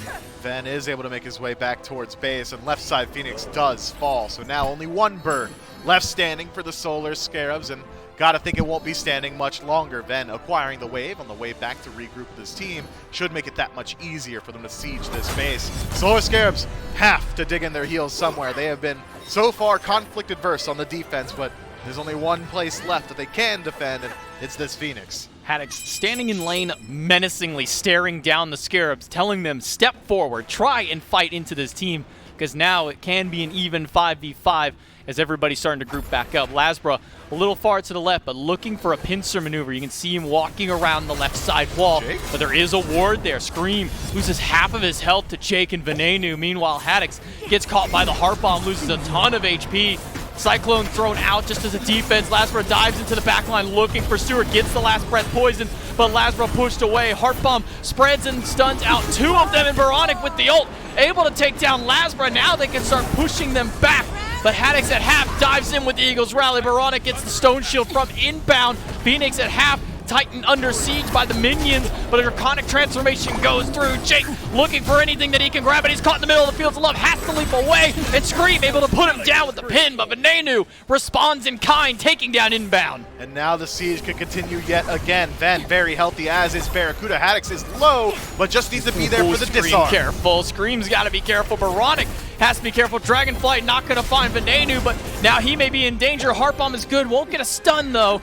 And then Venenu will be able to walk away, but Barra's looking for more. Dives into the throne room to find Stewart. Finds Scream as well with the double kill, pushed by the Sigil and taken down by Baronic. That'll be a big kill for the Scarabs to keep the Hunter away, but Haddix is now bullying Baronic, forced to use the Dragonflight to push him away, but Haddix up at the front, he is looking just fine, able to get back and get to safety. If Ven just clears 1 wave, he's going to go back to full HP, but with inbound coming up in 10 seconds, and SOT and Baronic still alive, cannot stick around inside of this engagement, but at the end of the day, you got to evaluate the map state. Right side, Phoenix goes back down. Mid, Phoenix goes down as well. This is a complete inverse of what we saw last time around in favor of the Scarabs. 30 minutes in, 3 Phoenixes favoring the Bolts, with the gold even more so, 15,000 still in their favor. Primal Fury being looked at as well. I think the Bolts can essentially play with their food now. They don't need to rush things. They don't need to concern themselves too much with the pace of this. Wait 1 minute, regroup on the Fire Giant, take it yet again, this time enhanced, as we have passed that 30-minute threshold, and then start to work your way into the base. But the Solar Scarabs show a lot of signs of life there inside of the defense. Great engagement from inbound. The Cataclysm was phenomenal. SOT separates the fight as well. I think we saw 3 separate Fields of Loves from Stewart, all of which hit at least 2 targets, but even throughout all of that, they waited a very long time, the Solar Scarabs that is, to put up a defense, to mount a defense at this deficit, and despite great plays from every individual member, when you're playing 15,000 gold down against 5 Fire Giant Olympus Bolts members, it's going to be pretty hard, and clearly it was. Stewart actually not electing for the crit this game, going for just a flat attack speed build with it. Has that penetration with the Executioner online a little bit earlier this time around, so he has been hitting harder earlier on, but They're not sure if doing it that's again? enough for it. Solar Scarabs diving back towards the Enhanced Fire Giant. Started up, but only at around half health. Jake and Lazara are here. Lazara blinks into the back, trying to find 2. Managed to grab Stewart with the last breath. Solar Scarabs get the Fire Giant, but Stewart's the one in danger. Dies and spreads the poison over towards Baronic, who now has to run inbound low, as well as Scream, using the Turtle Form and the Stone Shield as extra help to get out. But SOT is locked in the middle of 3, and he gets taken down instantly. Yes, you fool me once, shame on you. Fool me 2 times, well, you won't. Not this time. The Olympus Bolts are able to respond and pick up 2 members, and 2 members dead with a Titan already under siege. Yeah, good luck, Scarabs. Yeah, it's 3 versus 5. No ultimates available for the Scarabs. The Olympus Bolts, they were upset with losing game 2. They're going to make a nice and swift game 3. Baronic manages to find 1. Vanadu trades it out, but the Titan falls down. And it took him a little bit longer this time, but the Olympus Bolts do manage to take the set. The Scarabs, it's a game again where they fall behind in the early, and it was just a unwillingness to put up defenses around neutral objectives, to make proactive plays on the map. And I think Taco kind of alluded to it a little bit on the desk. I think that's due in large part to Bobby playing this facilitator role. He isn't able to generate that same level of aggression that we expect of him. It's not the Fenrirs, the Herculeses, it's not even the Emoja. This Geb is all defensive, all utility, and really, with Scream putting so much emphasis inside of the solo lane, it means that the majority of the aggression for the Scarabs has to come from their support, and he isn't quite able to do that on a god like Geb. Yeah, Olympus Bolts able to close out game number 3 and take the set, but we'll bring it back to the desk to close out this final set. Gonna claim that one for himself.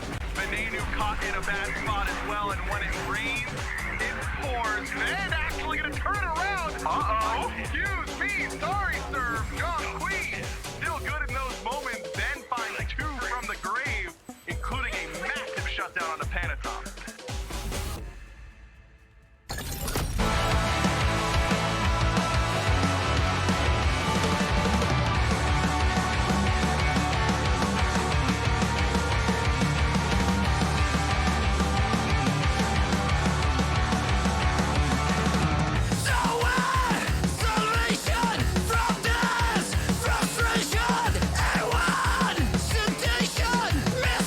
Misinformation!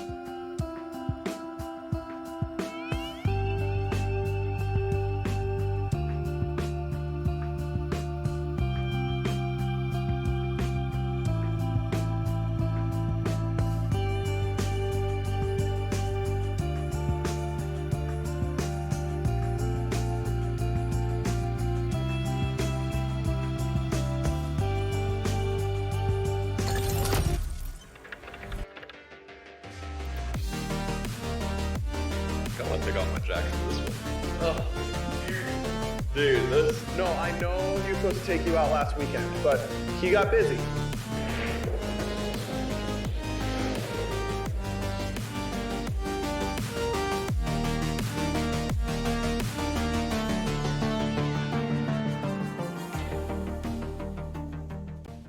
That's right, we got a whole lot of fun comments, probably comments, but content is the word that I'm going for at youtube.com/Smite Pro. We've got all of our media days on Mondays. We chop that up all bite-sized for you, and then you can go to youtube.com/Smite Pro. If you're not able to catch it live, you can watch all of our segments after the fact. A whole lot more, all of our videos, Agro's opinions, and things like that all make their way there, so make sure to go on to youtube.com/Smite Pro if you want more SPL content. Some great SPL content in our first set of the day, though. Taco's still with me to break this one down. Finally, we've reached the end here, and it's the Olympus Bolts who end up winning it.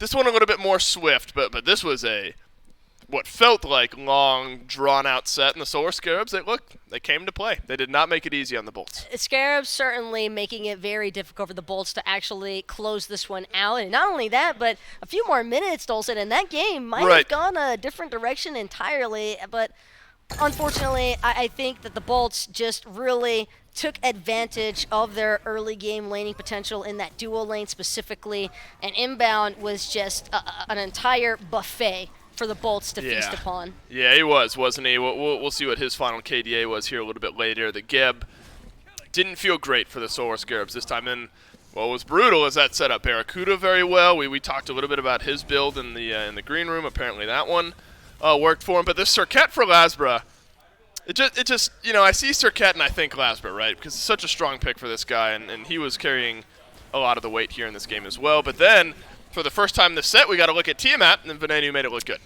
Yeah, Tiamat only reconfirming my thought process, personally speaking, that this is, without a doubt, the best mage in the game currently, and I don't know how many times we have to watch it over where we see the Tiamat versus the Morgan Le Fay, but it just seems as though Tiamat, between the damage mitigation, the shred, it just seems so impactful. Yep. No matter what point of the team fight you engage upon, it almost always feels as if Tiamat is able to walk away with at least 1, 2, sometimes even more members being taken out of the mix. But yeah, that dual lane certainly going through it there for the Solar Scarabs. Haddix left to pretty much fend for himself in that solo lane. It was in a 1v2, it felt like, the entire set. Yep. But I think that Scream and SOT, they definitely had the right idea. It was just, I think, too much spillage happening elsewhere for them to be able to combat and use some of those positive effects that have been taking place in the solo lane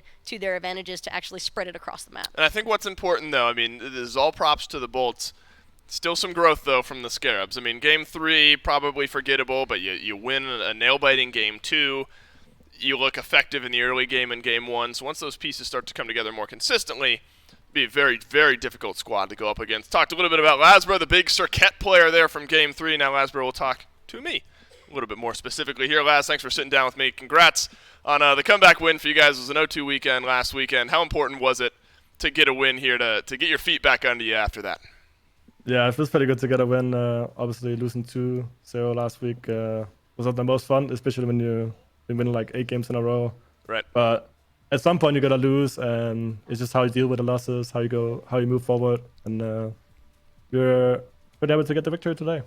Well, talk to me a little bit about Game 2, because that one was long, drawn out, very competitive. Did that catch you guys off guard a little bit? How really competitive this set felt, or not really, because the Scarabs have been kind of building up recently?